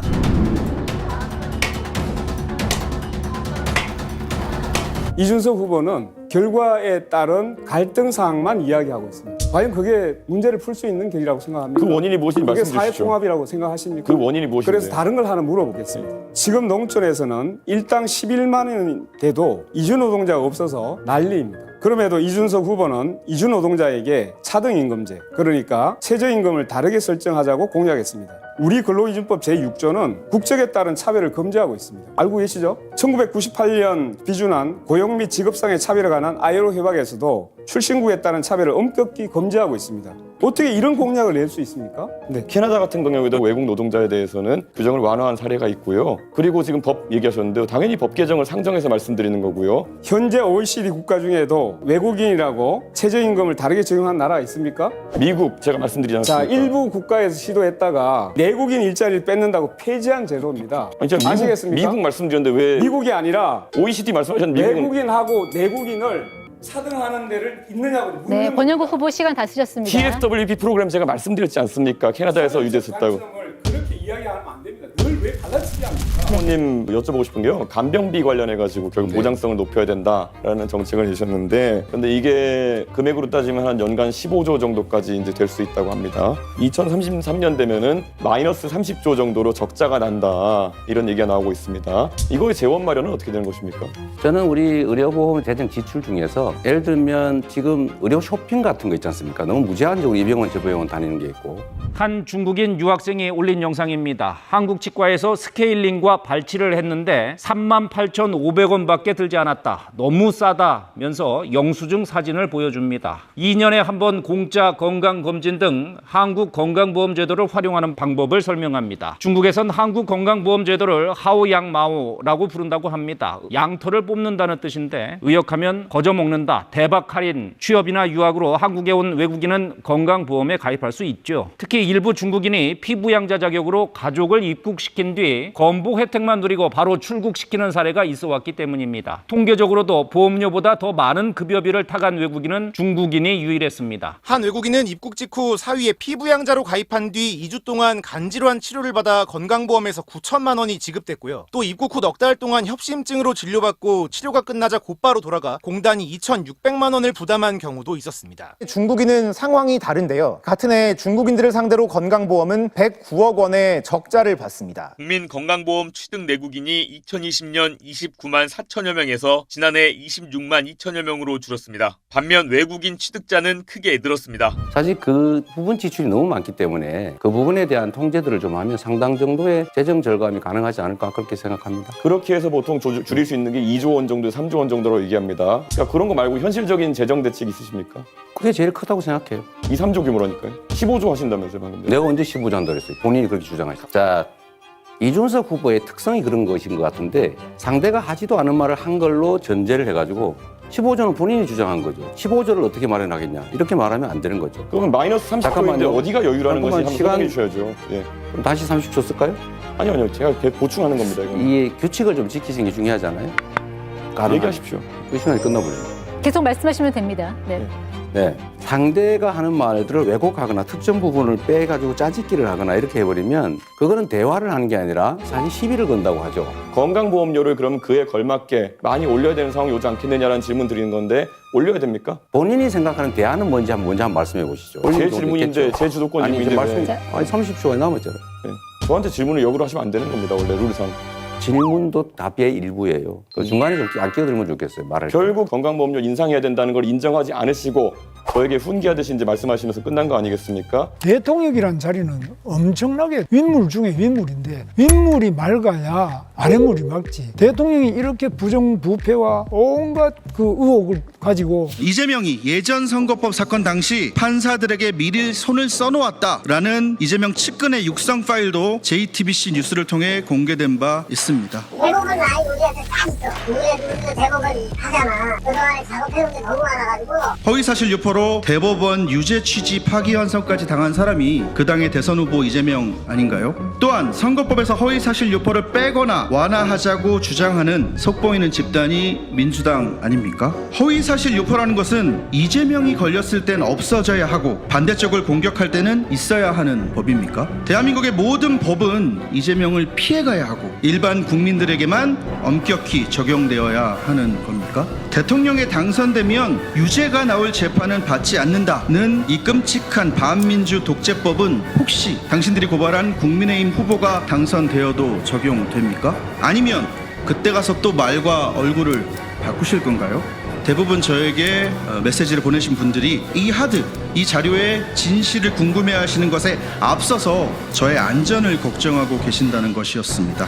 재판을 받아야 되는데 자기 재판은 또 안 받겠다고 전부 재판 중지법을 만들어가지고 다 수도하고. 더불어민주당은 피고인이 대통령 선거에 당선될 경우 임기 종료까지 공판 절차가 정지되도록 하는 형사소송법 개정안을 법사위에 상정했습니다. 법 시행 당시 대통령에게도 적용된다는 부칙까지 달아 이재명 후보가 당선될 경우 곧장 적용받을 수 있도록 하는 자기가 하는 여러 가지 것들은 예를 들면 공직선거법상 허위사실 유포죄 이런 건 아예 그 행위 자체를 없애버리는. 민주당은 또 허위사실 공표죄를 삭제하고 당선 무효형의 기준을 벌금 1,000만 원으로 올리는 공직선거법 개정안도 법 개정이 이루어지면 허위사실 공표 혐의에 대해 유죄 취지로 파기환송된 이 후보는 연소를 받을 수도 있습니다. 법조항이 폐지돼 처벌할 수 없게 된다는 건데 이런 법을 고쳐가지고 내가 지은 죄는 아예 죄목 자체를 없애버리자. 세상 전체에 이런 해괴망측한 발상을 어떻게 할 수 있냐. 이런 분이 대통령이 된다면 이 나라가 어떻게 되겠냐. 정말 이낙연 대표도 괴물 국가라고 했습니다. 괴물 국가.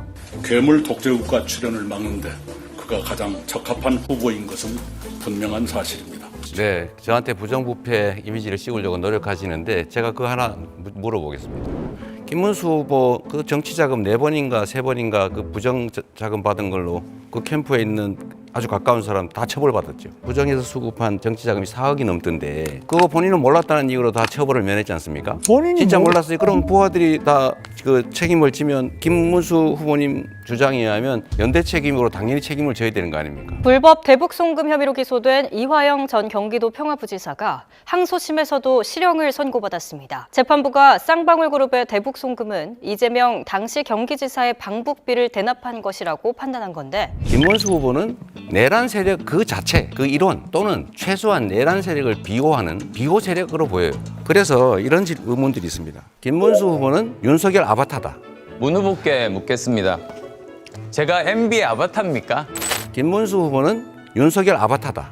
김문수 후보가 당선이 되면 상황 윤석열이 즉 반란 수계가 귀환한다. 그런 걱정을 하는 사람들이 있는데 이에 대해서 어떻게 생각하십니까? 전혀 근거 없는 말씀을 하시고 있고요. 제가 그 말씀을 그대로 말씀드리면 우리 이재명 후보야말로 부패, 부정, 비리, 범죄의 우두머리. 바로 그 비판을 벗어날 수가 없고 그러한 비판을 받을 수밖에 없는 것은 다 이 재판에서 나와 있는 거고요. 다 수장이나 판결문에 나와 있는 거고. 네, 충분히 들었습니다. 저에 대한 거는 그냥 주장입니다. 내란 행위에 대해서 지금 구속돼 가지고 그 재판을 받고 있잖아요. 저는 뭐 우리 국민들이 그날 밤에 두 눈을 뜨고 똑똑히 봤기 때문에 이건 내란 행위를 부정하는 거는 불가능하다고 봐요.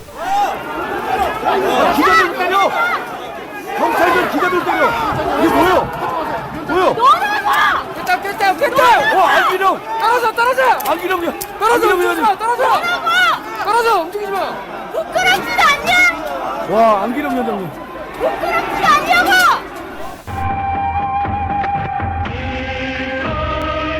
저는 사실 지금처럼 이 메모가 중요한 부분에 대해 가치를 갖는 증거가 될 수라고는 당시로서는 전혀 생각을 못했습니다. 이 메모가요.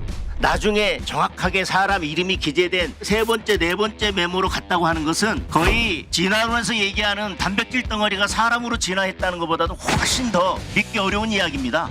글쎄요, 제가 봤을 때는 이것은 뭐 예인영 방첩사령관의 전화를 받고 받아 적은 것이 아니라 전 신의 계시를 받은 게 아닌가 싶은 생각이 듭니다. 이 내란죄로 유죄를 받으면 윤석열 전 대통령 사면하실 겁니까? 거기에 대해서는 전혀 맞지 않는 질문을 하고 있습니다. 전혀 아직 재판 이제 시작한 사람을 보고 벌써 사면할 거냐 이런 문은 그런 질문은 성립하지도 않고 맞지 않는 질문입니다. 오히려 그러면 제가 이제 묻습니다. 그럼 이재명 후보가 대통령이 되면은 자기가 지은 죄에 대해서 5가지 지금 재판받는 거 전부 셀프 사면할 겁니까?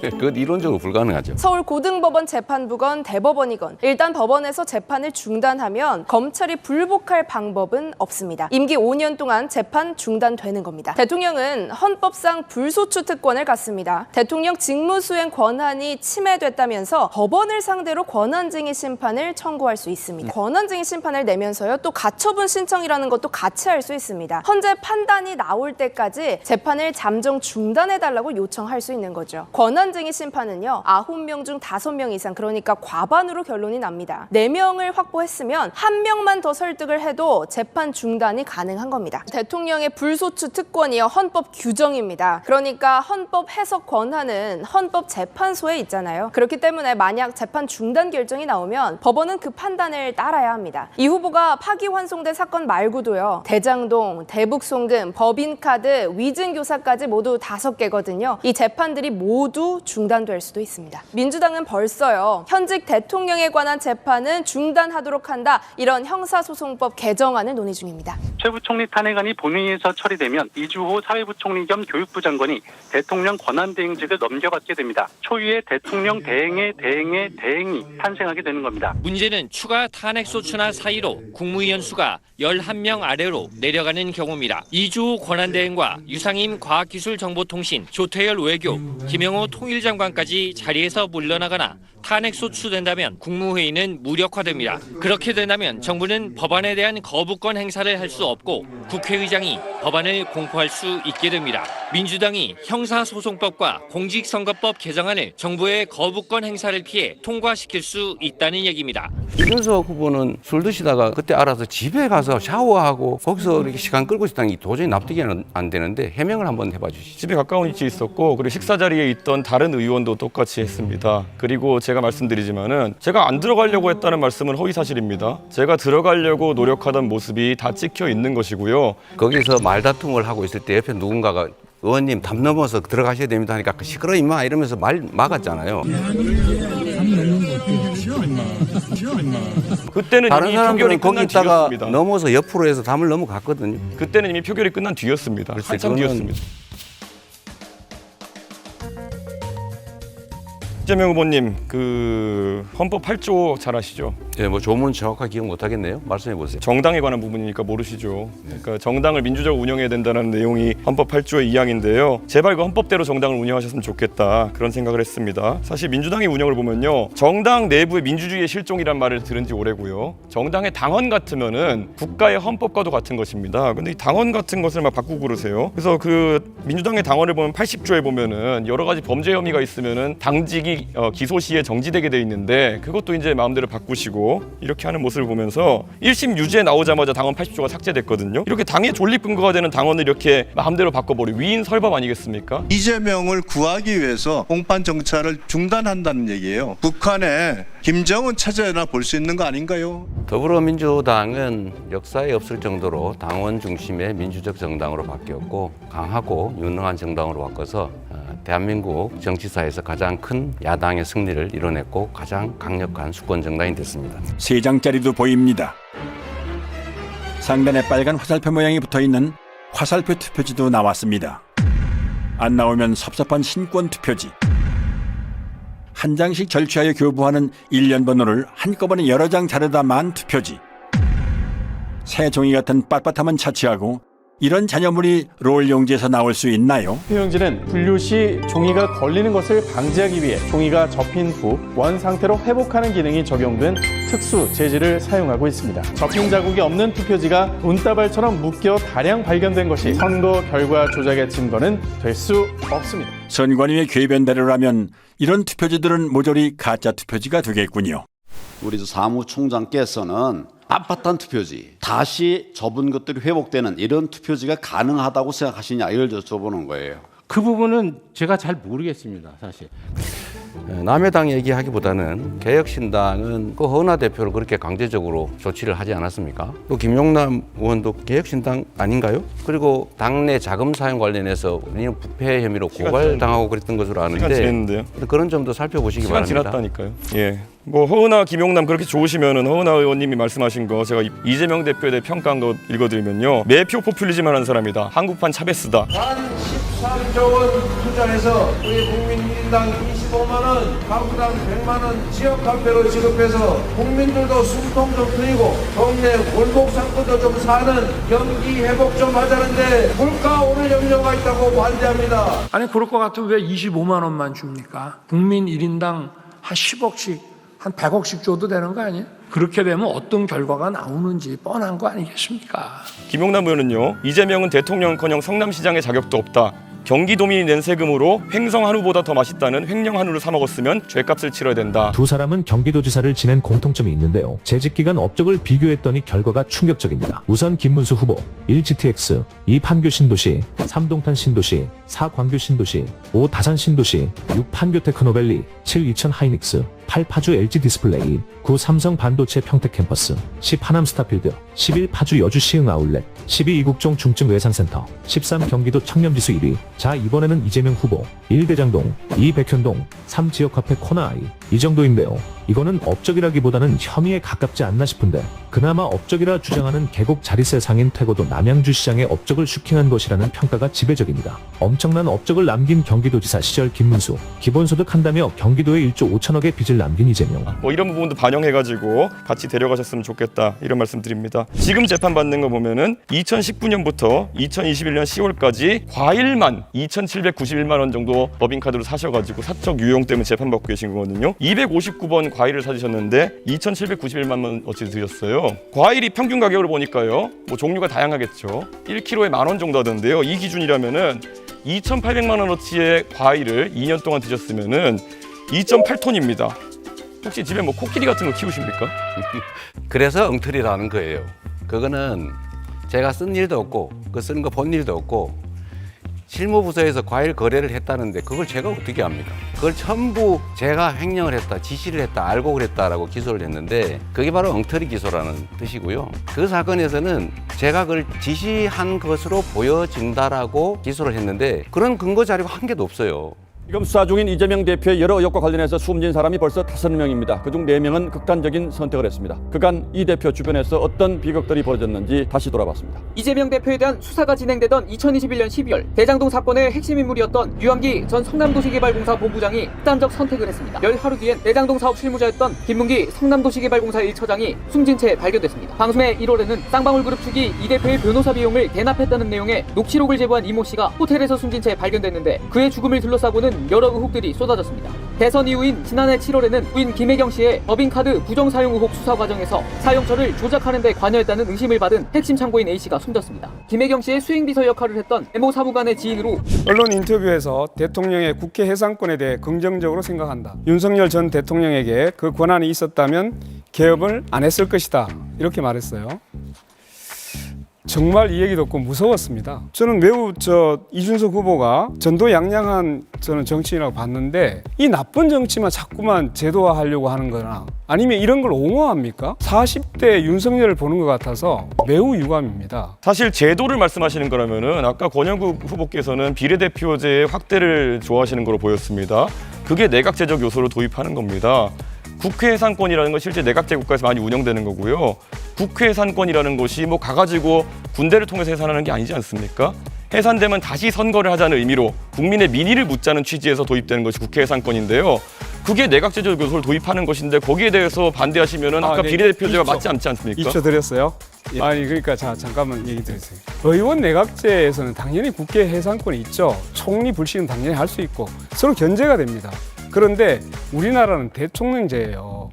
대통령제에서 국회 해산권을 준다는 것은 국회가 없어지면 견제 기능이 없습니다. 그러면 1인 치하가 되는 거예요. 대통령 1인 치하. 어차피 과반수 이상만 되면은 탄핵소추안 통과시킬 수 있는 국무위원이니까 그냥 민주당에서 단독으로 국무위원 탄핵을 걸어버렸습니다. 표결하면서 쳐웃는 걸 보세요. 나라가 어떻게 되든 말든 신나가지고 표결하는 꼬라지가 진짜. 국민의힘을 제외한 181명이 표결했는데 180명이 찬성이고 반대가 1명입니다. 이게 정말 민주주의 정당 맞습니까? 다수의 의석수 그것 하나만으로 깡패마냥 마음에 안 든다고 나라 국무위원들, 검사, 판사들까지 무차별적으로 탄핵하고 있잖아요. 탄핵소추안 가결되고 헌법재판소에서 기각이 나와도 어떠한 페널티도 없고 그냥 지들 마음에 안 들면 지난 일까지 꺼내와가지고 본인들 작전 카드 마냥 쉽게 탄핵을 꺼내버리는데 최상목 경제부총리의 갑작스러운 사의 표명이 당연한 수순이었다는 분석이 나오고 있습니다. 앞서 이진숙 방통위원장은 탄핵안이 가결된 뒤 선고까지 6개월이 걸렸고 한덕수 전 국무총리 역시 선고까지 약 3개월이 소요된 바 있습니다. 이번 탄핵안이 실제로 가결되더라도 대선 전까지 선고가 내려질 가능성은 사실상 없습니다. 게다가 한 달 뒤 새 대통령이 당선되면 기존 국무위원은 자동으로 임기가 종료되기 때문에 결국 탄핵이든 자진 사퇴든 직무에서 물러나는 건 똑같습니다. 여기에 더해 탄핵소추의 경우 국회 측과 달리 피소추자인 본인은 변호사 비용을 전액 사비로 부담해야 합니다. 어차피 자리는 비우게 되는데 탄핵당하고 사비까지 내야 하는 구조입니다. 최 부총리의 사퇴가 수리되자 민주당이 발의한 탄핵자의 사퇴를 방지하는 탄핵 강화법이 뒤늦게 다시 주목받고 있습니다. 일각에서는 사퇴하라 해놓고 막상 물러나니 사퇴 못하는 법을 만들겠다는 것이냐며 무슨 모순이냐는 권영국 후보님, 사실 이재명 후보님이 사실 가족 간의 그런 어떤 좀 특이한 대화나 이런 걸 하셔가지고 문제되신 건 아까 사과하시고 이렇게 했었는데요. 가장 또 놀라는 것이 혹시 정의당의 그러니까 민주노동당 기준으로 여쭤보고 싶은 게, 만약에 어떤 사람이 여성에 대해 가지고 얘기할 때 여성의 어떤 이런 얘기했다 그러면 이거는 여성 혐오에 해당합니까? 아닙니까? 이준석 후보가 왜 갑자기 여성 성기 젓가락 이런 얘기가 나오나 바로 이것 때문이었었습니다. 범죄 일람표를 저희가 보여드릴게요. 15건을 원래 애초에 고발했다 그랬어요. 근데 약식 명령서에는 4건만 포함되어 있는데 가장 심한 거예요. 아니, 난 단지 너의 을 원해. 그리고 두 번째, 저분 친구랑 같이 오면 여성이 노출된 사진의 댓글을 얜 진짜 안고 보면 기날 듯 소리도 장난 아닐 것 같음, 이런 댓글을 했고요. 마지막이 바로 이준석 후보가 얘기한 바로 그겁니다. 댓글을 남겼는데 의 젓가락 네, 이 댓글을 누가 작성했느냐? 이재명 후보의 아들 이동호 씨가 한 것이라는 것이 판명이 난 거죠. 이재명 더불어민주당 대선 후보의 장남이 상습 도박 및 음란성 댓글을 단 혐의로 벌금형을 선고받은 사실이 뒤늦게 알려졌습니다. 그건 답변하지 않겠습니다. 민주노당 기준이 없습니까? 이런 성폭력적인 발언에 대해서? 그건 있죠. 그러나 지금 이걸 묻는 취지는 잘 모르겠는데요. 기준은 매우 엄격합니다. 매우 문제가 되는 발언입니까? 아닙니까? 우리는 당연히 이제 성적인 학대를 한다든가 이런 부분에 대해서는 누구보다 엄격하게 정하고 있습니다. 이재명 후보님 동의하십니까? 시간을 충분히 주고 질문을 하시면 좋겠어요. 동의하시는지만 답하시면 됩니다. 동의 안 하시는 겁니까? 이런 발언이 문제 있다는 것을? 시간과 규칙을 지켜서 하시면 좋죠.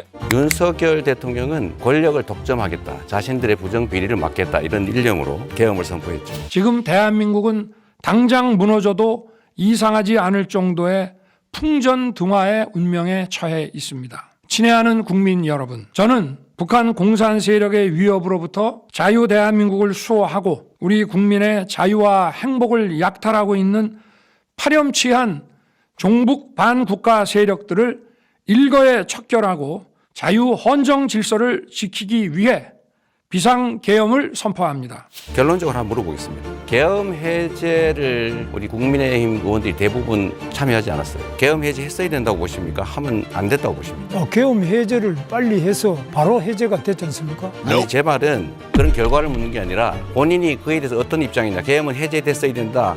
저는 계엄 자체를 아주 원칙적으로 반대하고요.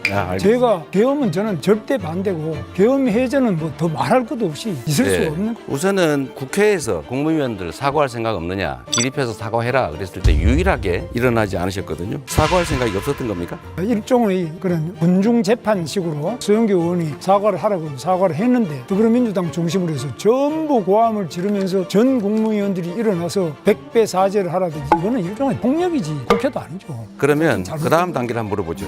윤석열 대통령에 대한 탄핵 그리고 파면, 구속에 동의하십니까? 여러 가지 물으셨는데 윤석열 대통령이 지금 파면이 돼가지고 헌법재판소에서 아예 그 직이 없어졌지 않습니까? 점에서 용납될 수 없는 중대한 법 위배 행위라고 보아야 합니다. 피청구인의 법 위배 행위가 헌법 질서에 미치는 부정적 영향과 파급 효과가 중대하므로 피청구인을 파면함으로써 얻는 헌법 수호 이익이 압도적으로 크다고 할 것입니다. 이에 재판관 전원의 일치된 의견으로 주문을 선고합니다. 주문. 피청구인 대통령 박근혜를 파면한다. 그래서 다만 처음에는 이것이 과연 내란이냐 아니냐 하는 부분을, 그다음 그 외에도 절차상으로 구속장 된 문제는 어떻든 간에 일단 파면이 됐습니다. 그렇기 때문에 우리가 오늘 선거를 하는 거고, 제가 그걸 인정하기 때문에 이렇게 후보로 나온 겁니다. 이게 어떻게 내란이 아닐 수가 있냐. 전시사변 아니었잖아요. 김대중 대통령 2000년도 6.25 여기서도 무슨 소리인지 잘 안 들립니다. 좀 4조 5천만 달러의 돈을 북한에 송금했습니다. 알고 계시죠? 문제가 된 적이 있는 것으로 알고 있습니다. 이거를 처벌하지 않았습니다. 이유가 뭡니까? 통치 행위라고 판단한 것으로 알고 있습니다. 통치행위라고 해서 처벌 안 했습니다. 1997년 대법원 판례를 보면은 비상계엄은 고도의 정치행위, 통치행위로 보고 있습니다. 알고 계십니까? 그런 의견도 있는 것으로 알고 있습니다. 2010년도 대법원 판례에 의하면은 고도의 정치행위에 대해서는 대통령의 권한을 존중하면서 사법심사를 자제하는 선에서 위헌성을 심판해라. 이게 대법원 판례입니다. 계엄은 과거에는 전쟁 대비에 환대는 것이었지만 우리 헌법은 이내 지나는 국가 비상 사태라고 규정하여 전쟁 이외의 다양한 즉각 위기 상황을 계엄령 발동 상황으로 예상하고 있습니다. 절차 안 지켰잖아요. 국무회의도 하지 않았고 제대로 통지도 하지 않았고. 저는 다 반대하고 걱정했습니다. 총리님의 입장은 뭐였습니까? 그렇게 반대하셨는데 왜 못 막으셨습니까? 국무회의의 심의라는 게 의견을 조정한 것이지 최종 결정을 하는 의결이 아니어서 그랬습니까? 국회를 침탈했고 윤석열 대통령이 계엄 당시 국회의원들을 끌어내라고 했다는 특수전 사령관의 폭로와 관련한 저희 단독 보도로 이어갑니다. 곽종근 전 사령관의 해당 폭로는 계엄 직후 국민들이 이 사태를 판단하는 하나의 단서가 됐고 헌법재판소 탄핵 심판의 핵심 쟁점이기도 합니다. 곽 전 사령관이 계엄이 해제된 뒤 이튿날 밤 지인에게 복잡한 심경을 털어놓는 전화통화 육성을 입수했습니다. 민주당 의원 유튜브에 출연하기 전날 밤으로 전임 장관으로부터 국회의사당 안에 있는 의원들을 밖으로 이렇게 좀 빼내라. 의원들 지시를. 국회의원들을요? 예. 내가 참 할 말은 무지하게 많은데 누구는 나한테 양심선언을 하라는데 내가 어떻게 하냐 그러냐. 내가 살려면 나보고 양심선 하라는데 기랬던 건 얘들이 다 사정은 아는데 그래도 뭐 내란죄로 엮겠단다. 속사정이 많은데 지금은 아무도 내 말은 안 듣는다. 국민기본권을 이유 없이 제한했잖아요. 자축으로? 자책?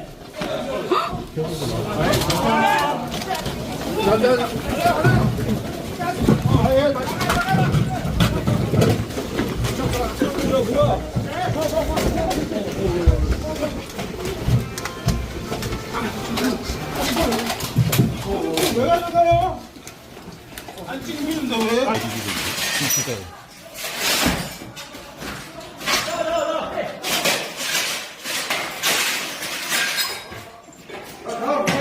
이게 내란이 아니면 대체 어떤 게 내란입니까? 내란이 아니라고 말한 적이 없고요. 내란죄에 대한 재판은 지금 서울중앙지법에서 진행 중이니까 그 재판 결과에 따라서 판단을 해야 되지. 왜 계엄을 내란이라고 바로 대입을 해서 내란범이라고 그러고 우리 보고 내란 동조범이라고 그러고. 그런 것은 정말 언어 폭력이죠. 있을 수 없죠. 계엄은 계엄이고 내란은 내란이고 다른 거죠. 가족부 폐지하자고 하고 최저임금 차등제, 이제는 국회 해상권까지. 매년 여성과 남성 간의 양성 평등을 조사한 세계 성격차 보고서가 발표되는데요. 네, 조사 대상인 149개국 가운데 한국은 115위를 차지했는데요. 용기를 내서 한번 좀 따져볼 필요가 있다고 생각해서 북유럽 국가들이 상위권을 차지했습니다. 우리나라는 117위, 지난해보다 6계단이 하락을 했습니다. 예. 남성에 비해서 여성의 사회 참여가 얼마나 되냐, 그리고 또 얼마나 버느냐, 그리고 또 교육을 잘 받고 있느냐 등을 평가를 한 겁니다. 다 이렇게 순위가 100위 안팎을 넘나들고 있습니다. 자, 여기 보면 식자율이나 초등교육을 얼마나 받느냐 하는 항목도 있는데 지금 보시는 것처럼 식자율 22위 뭐 해서 그렇게 썩 좋은 점수를 받지는 못한 모습입니다. 예. 식자율 같은 건 이제 글을 읽거나 쓰거나 하는 그런 능력인데 이게 22위밖에 안 된다는 건 좀 이해가 안 가는데요. 우리나라의 경우에는 글을 읽고 쓸 수 있는 비율이 남녀 각각 99%나 됩니다. 예. 자, 그런데 이 항목에서 1위 한 나라가 어디냐? 레소토라는 곳인데요. 이 나라에서는 글을 읽을 수 있는 남성이 66%였고요. 여성은 85%였습니다. 그러면 이 여성 쪽만 한국과 레소토를 비교해 보면은 한국에 훨씬 더 글을 읽을 수 있는 사람이 많은 건데 이 레소토가 더 높은 점수를 받은 거는요. 여성이 85%가 남성보다 월등히 높기 때문입니다. 절대적인 수준보다는요. 남성과의 상대적인 수준을 중요하게 본 거죠. 레소토는요. 남아프리카 공화국 한가운데 위치한 고산지대에 있는 나라입니다.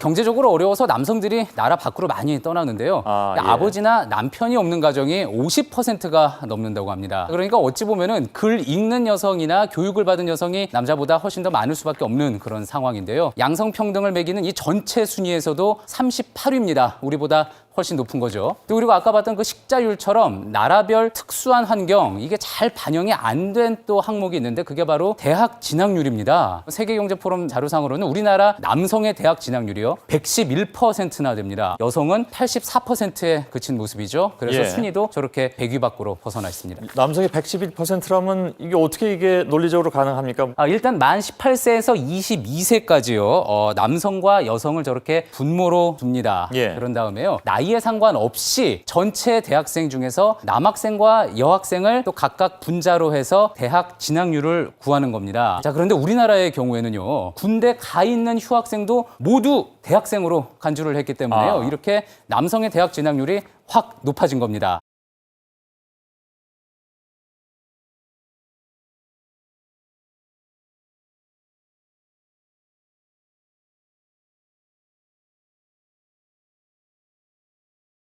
경찰과 민간 보안업체가 합동 점검에 나섰습니다. 카메라 렌즈를 찾는 적외선 탐지기부터 와이파이나 블루투스 같은 디지털 신호를 잡는 기기, 반도체를 탐지하는 기계 등 7개 장비가 동원됐습니다. 이틀 동안 동대문 디자인 플라자, 남산공원의 공공화장실 30여 곳을 돌았지만 몰래카메라는 발견되지 않았습니다. 서울시가 무려 7억 원을 들여 공공시설의 몰카 적발에 나섰는데 지금껏 적발 건수는 단 한 건도 없습니다. 이수역 폭행 사건 그동안 파장이 만만치 않았습니다. 왜 이렇게 일이 커진 건지 경찰 발표를 보면 단순 폭행 사건으로 볼 수 있는데 인터넷에서 대단히 관심들이 많았죠. 왜 이렇게 일이 커졌습니까? 그제 청와대 청원 게시판에 올라온 글 때문이었습니다. 이 사건의 피해자라고 주장하는 여성 A씨는 이 머리를 다친 사진과 함께 이 사건의 내용을 게시판에 올렸었습니다. 이 언니 한 명과 함께 옆 테이블에 있는 커플과 서로 언쟁을 하고 있는데 다른 테이블의 남자들이 이 본인들을 혐오하는 말들을 쏟아내면서 폭행을 했다는 주장이었습니다. 이 청원 글에 하루에 30만 명 이상이 동의를 하면서 CCTV 확인해 봤더니 사실관계가 이 여성의 주장과 좀 다르더라 이런 거죠. 그러니까 이게 단순 폭행 사건이 아니라 이 성대결로 이제 발전이 됐기 때문입니다. A씨가 올린 청원 글을 본 사람들은 이 여성 혐오 때문에 남성들이 폭행을 가한 것으로 이해를 하게 된 거죠. 그제 오후에는 이수역 폭행남이라는 트위터 해시태그가 전 세계에서 가장 많이 태그된 단어 1위에 오르기도 했습니다. 내가 6.9 용이잖아 용이. 내 클리가 네 소스보다 더 커. 내 클리가 너보다 더 커. 근데 저 새끼는 여자 만나본 적 없어서 클리가 뭔지도 몰라. 야 너네 여자 만나본 적도 없어서 클리가 뭔지도 모르지? 이대용보다 찌찌 병신 새끼들. 병신. 너네 돈 몇 점 없을게. 야 너네 여자 못 만나봤지. 너네 여자 못 만나봤지. 야 이 매개지. 엄마 나가라고. 야 이 매개지야다. 저 새끼들한테 가서 얘기해요. 너네 6.9cm지 병신 새끼들아? 너네 6.9cm 그런 수치지? 아니야 수치? 들어오세요. 전화해도 되죠?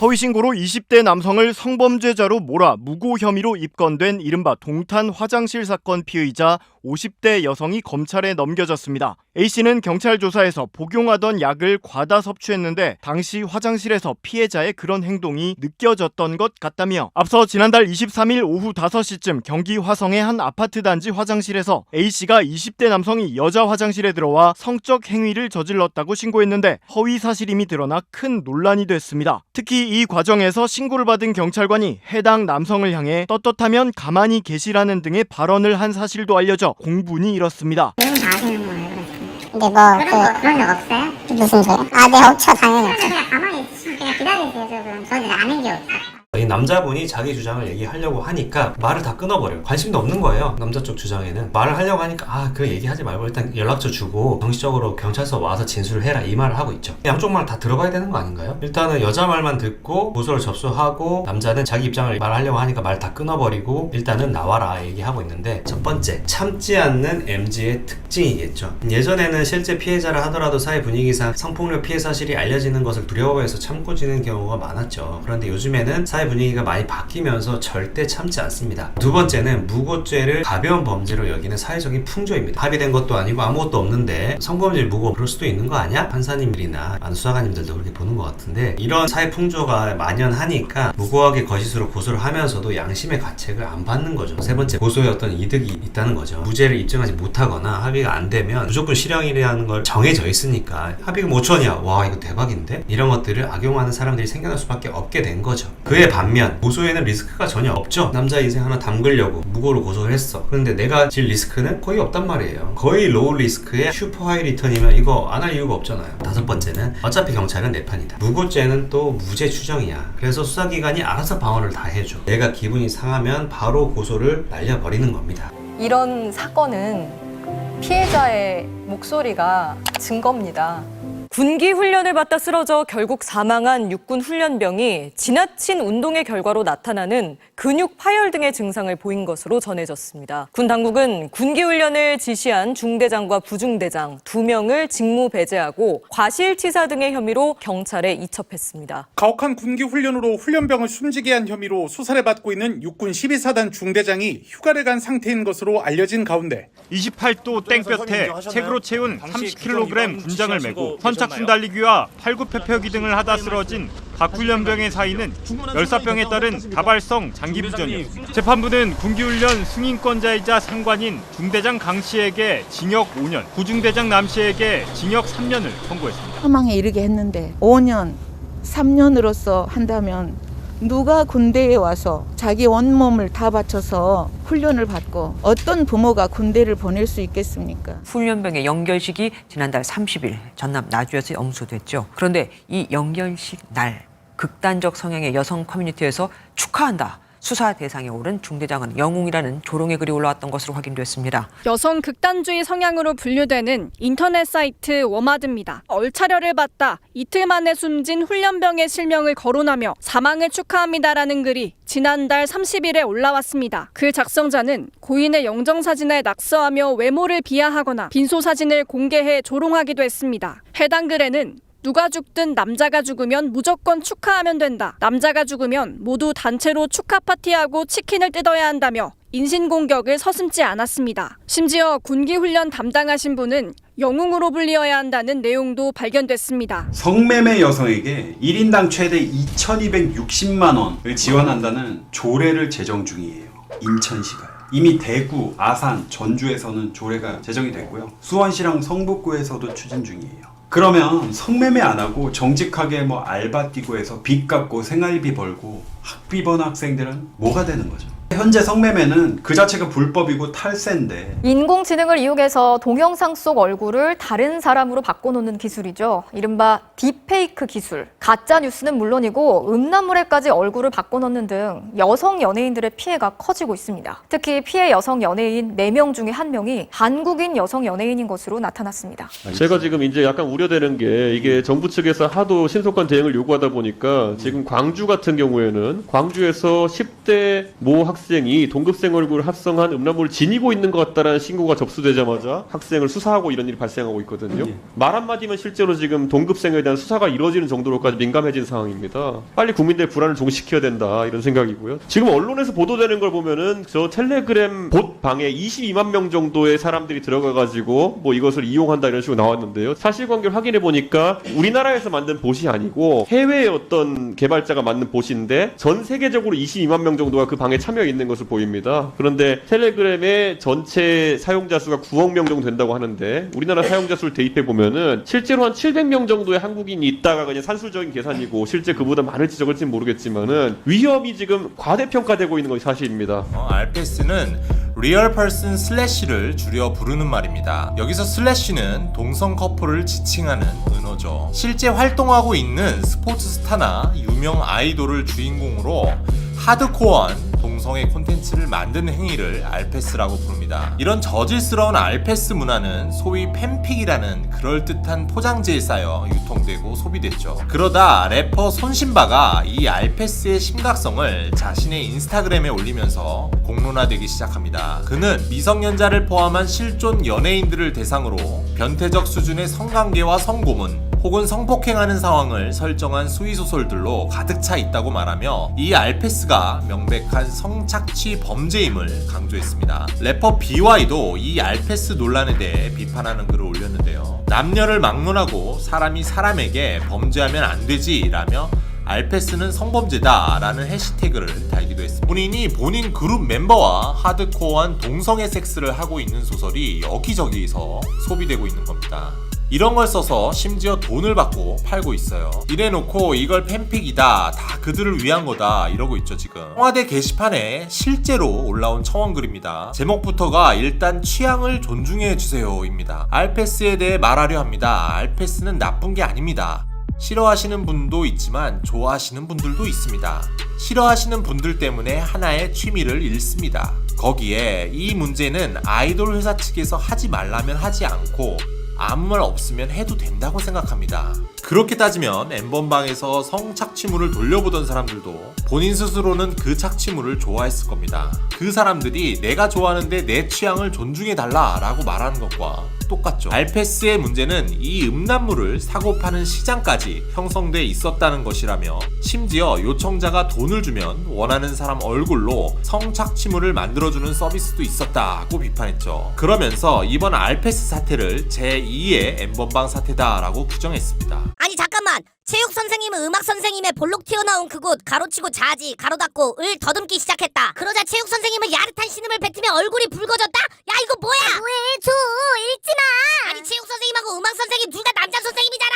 집에 안 가고 거기서 뭐하니? 선생님 이것 보세요. 애들 이상한 거 썼어요. 어디 보자. 어머 이게 뭐야? 어머 이거 어떻게 된 거니 수빈아? 네가 쓴 거니? 일정 부분이요. 그럼 나머지는 민지 너니?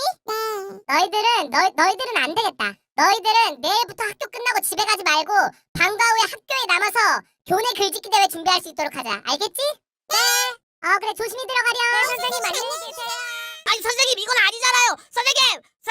만 19살에서 40살까지 가입할 수 있는 여성 전용 커뮤니티입니다. 회원수만 84만 명에 달합니다. 한 회원이 올린 남성의 나체 사진의 외모를 평가하는 댓글이 달렸고 외국인과 미성년자의 사진과 신상도 올라와 있습니다. 여성판 엠번방 사건이라며 명예훼손과 성희롱 가능성을 제기합니다. 남자가 여자를 성적 대상화한 것에 대해서는 언론에서 엄청나게 까대잖아요. 그런데 여자가 남자를 성적 대상화한 것에 대해서는 왜 이렇게 관대한지 모르겠어. 언론에서도 이야기 안 하죠. 근데 웬일로 매일경제에서 여성판 엠번방 사건을 다뤘습니다. 심지어 기자님 성함도 권선미 기자, 여성분인 것 같은데 단독 84만여 카페에서 여성시대죠. 여성판 엠번방, 남성 나체 사진 올리고 성희롱. 자, 얘 자쁘지. 근데 너무 악이라 잘 가라. 이게 지금 교복을 입고 있는 미성년자입니다. 미성년자에 대해서 자쁘지 이게 무슨 말인지 아세요? 이게 남자의 를 의미하는 그 단어와 이쁘지 이거의 합성어입니다. 생긴 것도 애기 귀엽네. 야 귀엽다. 근데 남자 나이 19에 절대 어린 나이는 아님 알 거 다 아는 나이라죠. 남자 미성년자를 상대로 성적 대상화 품평회를 하고 있는 겁니다. 이게 만약에 남녀가 바뀌었다고 한번 생각을 해보세요. 여고생 사진 올려놓고 귀엽다, 이쁘다, 여성의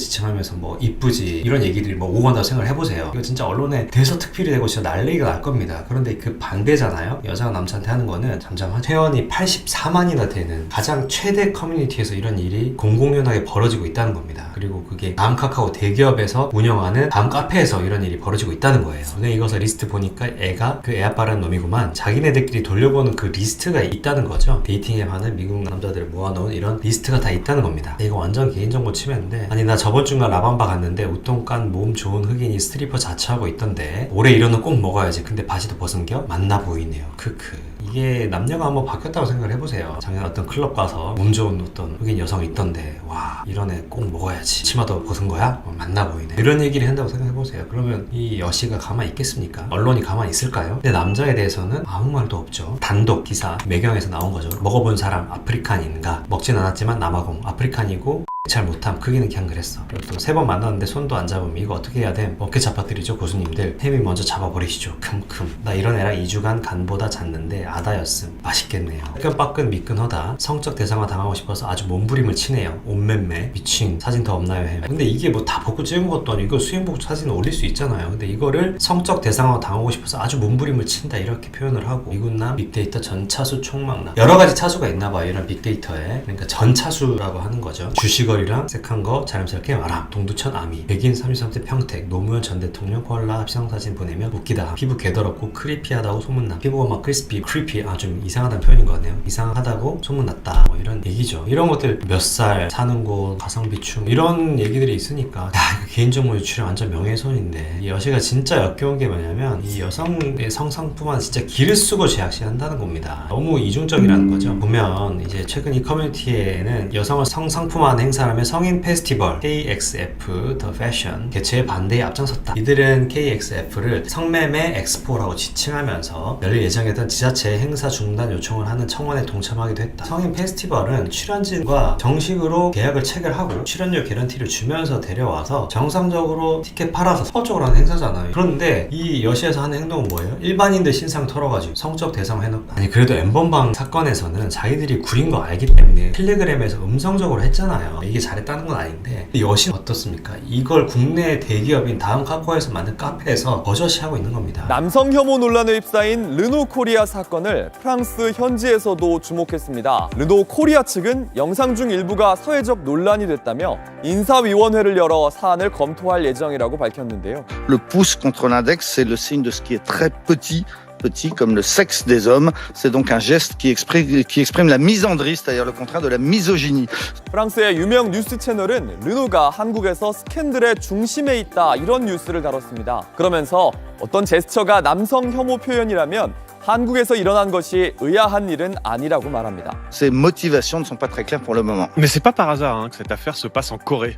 Non, la Corée du Sud est une société patriarcale où les femmes ont beaucoup de mal à trouver leur place, les écarts de salaire sont plus élevés qu'ailleurs, les violences sexistes sont effrayantes, le taux de suicide des femmes est le plus élevé du monde. 집게손 논란 부끄럽다. 현실을 보고 정신 차려라. 지극히 자연스러운 손 동작이 일부 집단의 억지 주장으로 특정 사상의 아이콘으로 둔갑하고 그것을 빌미로 노동자에 대한 악성 소비자들의 사이버불링, 사상검증, 갑질이 이뤄지고 기업이 그걸 승인하고 부추기며 노동권을 침해하는 이 상황은 설명하기 난감하고 우스꽝스럽기까지 합니다. 메이플 스토리 지금 테마 카페랑 테마파크 이런 거 준비하고 있죠? 이런 거 돈 써줄 여러분의 고객층이 누구일까요? 이렇게 여자를 싫어하고 골라내고 밥줄을 끊어도 여성 게이머가 메이플 테마파크 가서 돈 써줄 것 같아요? 0.1초간 지나가는 자연스러운 손의 움직임을 증거라고 우기는 주장이 통한다면 그 누가 이 혐오몰이에서 벗어날 수 있겠는가? 이러한 혐오몰이는 모든 페미니스트, 여성을 위협하며 이들에 대한 실질적인 폭력으로 이어질 수 있다는 점에서 더없이 위험하다. 엔젤릭 버스터가 설정상 메이플월드의 아이돌이기 때문에 테마곡이 있거든요. 리마스터를 진행하며 테마곡도 2곡 새로 추가되었는데 이 곡을 부른 보컬이 과거 레디컬 페미니즘을 표방하는 트윗에 동조한 기록이 발견된 것이죠. 가장 먼저 타깃이 된 건 지금도 대표격 이미지로 쓰이는 이 컷입니다. 메갈리아의 상징인 집게손, 남성 혐오를 뜻하는 대표적인 헤이트 심볼이죠. 오히려 이거 의도적인 거 아니냐는 사람이 진지충, 불편충으로 몰릴 정도였는데 진짜 페미 논란이 터져버리니까 그제서야 뭐야 진짜였어? 하던 거였다고 해서 해당 PV를 만든 스튜디오 뿌리의 애니메이션들을 뒤져보았는데 뭔가 앞만 봐도 우겨놓은 듯한 어색한 집게솔이 자꾸 발견되는 겁니다.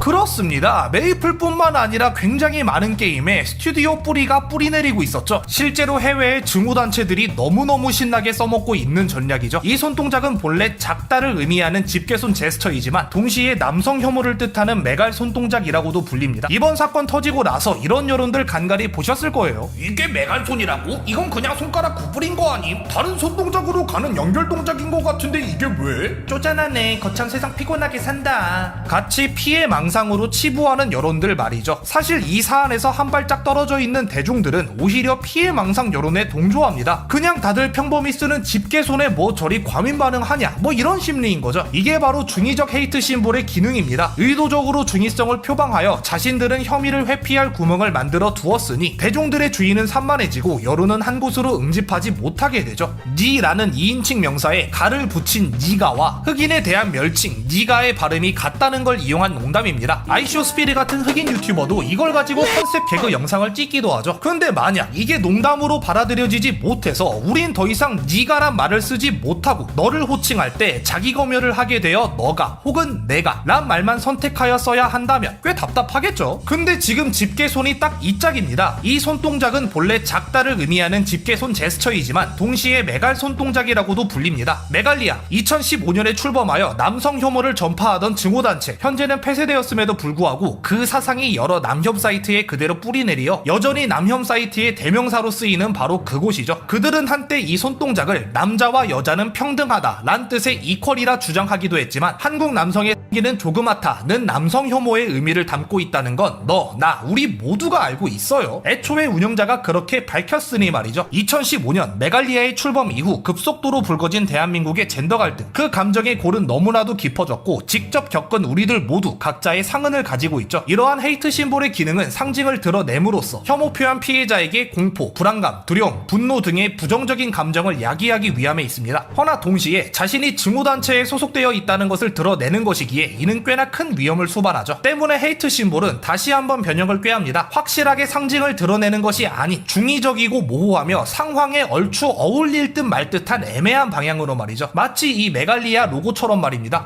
우연히 이런 광경을 마주했다면 여러분들이 지금처럼 이해를 하셨겠습니까? 오히려 길길이 날뛰고 화내고 있는 혐오 발언 피해자들을 보고 그게 혐오 표현이라고? 그냥 일상 대화 아님? 쪼잔하네, 거참 세상 피곤하게 산다 라고 하며 피해망상으로 치부할지도 모르는 일입니다. 행위적 헤이트 심볼은 전통적인 의미를 방패로 삼을 수 있기에 그럴듯한 부인 가능성이 생겨나고 따라서 증오 혐의를 회피함과 동시에 이에 분노하는 혐오 표현 피해자들을 조롱할 수 있다는 겁니다. 지금 그대로 치환해 보세요. 여기저기서 자꾸 부자연스러운 집게손이 발견되고 있잖아. 앞만 봐도 남성 혐오의 뜻을 담은 것 같아서 이를 지적하니까 그들은 전통적 의미로 집게손을 쓴 거라면서 혐의를 회피하고 있잖아요. 남성 혐오론자들이 괴멸적인 몰락을 맞이하게 되면 자연스레 집게손에 담겨있는 혐오적 표현도 희석될 것이란 게 제 생각입니다. 허나 그 결론에 도달하기까지 막대한 사회적 비용이 발생하게 될 것은 불보듯 뻔합니다. 당장 지금만 해도 게임 회사들 프레임 단위로 영상 뜯어가며 눈깔 빠지게 전수조사하고 있다잖아요. 뿐만 아니라 회사 상호 간의 신뢰가 무너졌으니 검수도 더욱 빡세게 이뤄질 거고 현직에서 일하는 아트팀들 집게손이 자연스러운 상황임에도 기를 쓰고 포즈를 대체해서 그리려 들 거예요. 이 모든 게 집게손이 모호함을 무기로 가진 중의적 헤이트 심볼이기에 벌어지는 현상입니다. GS25 사태 때도 정확히 이랬었죠. 근데 당시 어떤 농객분께서 이런 말씀을 하셨더라고요. 소추들의 집단 히스테리가 초래한 사회적 비용이라고. 정말요? 이 집게손으로 초래된 사회적 비용들이 정말 소추들의 집단 히스테리 탓인가요? 지도에서 사찰은 본래 만자로 표시합니다. 특히 동아시아에선 아주 당연한 상징이죠. 허나 하켄크로이치의 여파로 서양권에선 이 상징에 대해 불편함을 느끼는 이들이 다수 존재합니다. 때문에 점차 만자 대신 탑이나 법륜으로 표식을 대체하게 되었죠. 여기서 초래된 사회적 비용은 누구의 탓입니까? 피로 얼룩진 나치의 역사를 기억하는 이들의 집단적 히스테리 탓입니까? 아니면 그리고 여전히 활개치는 네오나들의 탓입니까? 어떠한 상징이 헤이트 심볼이 되는 이유는 그 상징이 증오스럽게 생겨서가 아닙니다. 그 상징을 내건 집단이 명백하게 증오를 표출하고 다녔기 때문이죠. 여성들 입장에서 지금의 20대 여성을 이대녀라고 불리는 거에 대해서 어떻게 생각하세요? 끝에 여자가 붙는다는 거 자체로 약간 뭐 김치녀 무슨 녀처럼 그런 여성 혐오적인 단어랑 비슷해 보이기도 하고 그래서 이대녀라는 명칭은 좀 별론 것 같아요. 20대 남성을 이대남으로 부르는 거는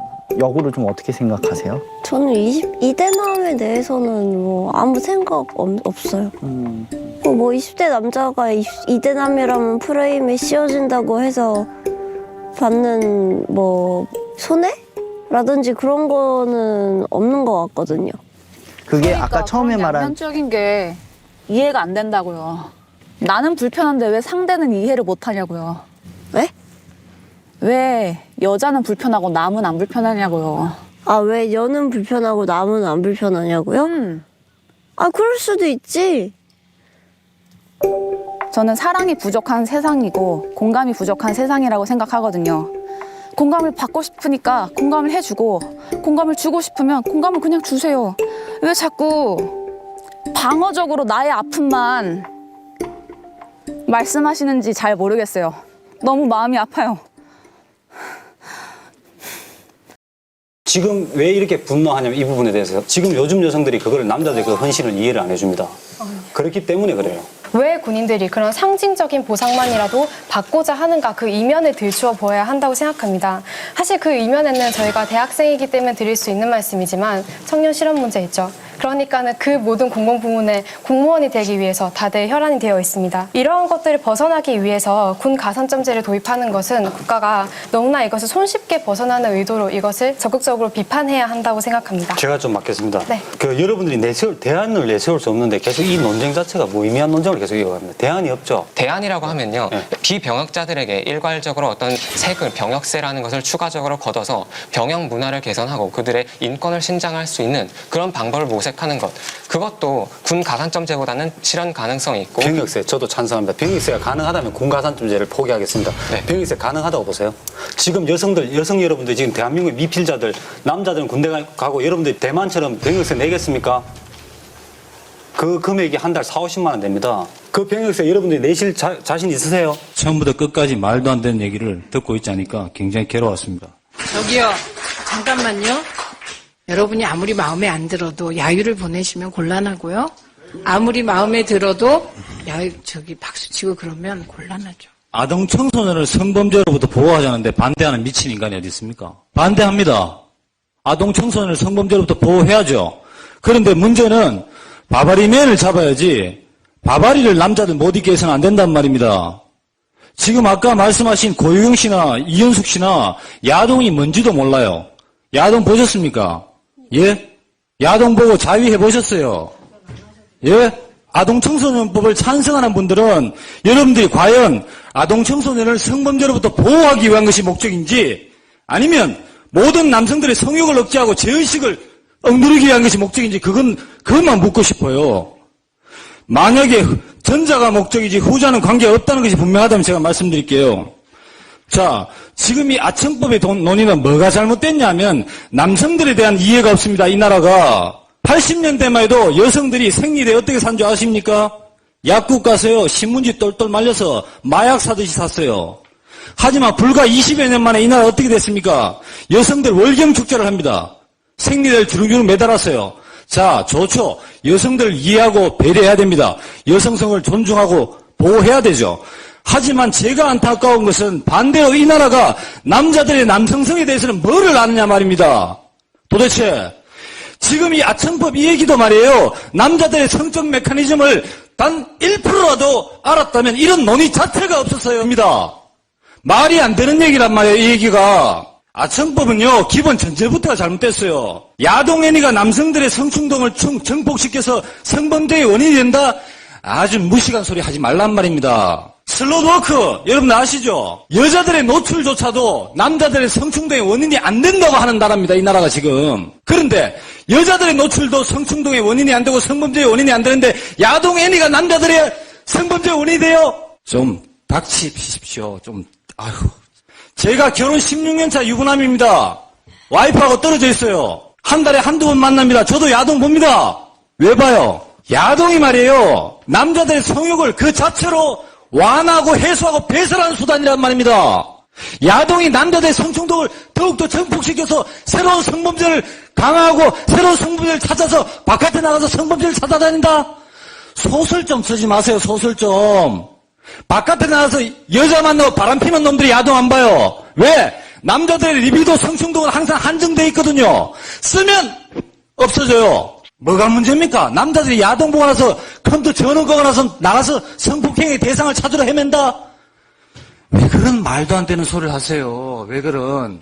지금 이 발제하고 이 발의한 여러분들은 제발 남성들의 성적 메커니즘을 좀 이해하고 좀 한번 좀 돌아봐 주십시오. 이 야동 보고 애니 보고요. 그 자체로 남자들은 다 해소해요. 이게 오히려 자연스러운 나라들이 성범죄가 없단 말입니다. 차라리 이게 지금 문제가 된다면 술 금지시고 담배를 금지시키세요. 비슷한 사람도 지금 미성년자하고 그런 연기하는 사람들도 다 지금 잡아넣어야 된다?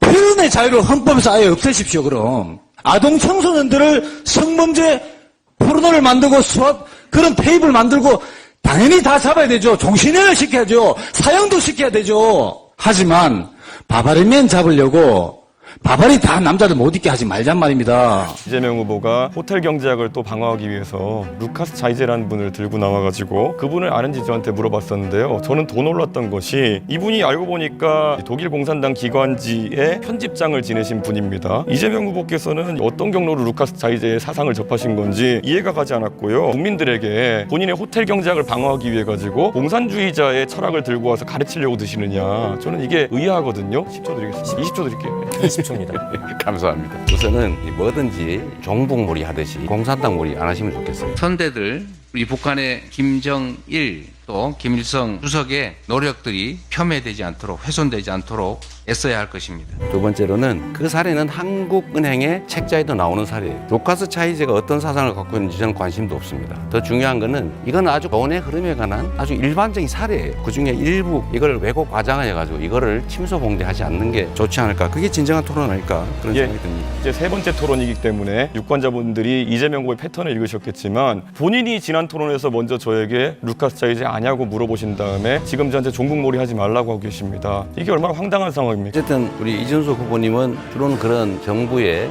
앞으로 나아갈 길, 국민의 더 나은 삶 이런 것보다는 그런 신변 잡기에 관심이 많으신 것 같은데 본인의 신변 잡기도 한번 되돌아보시기를 부탁드립니다.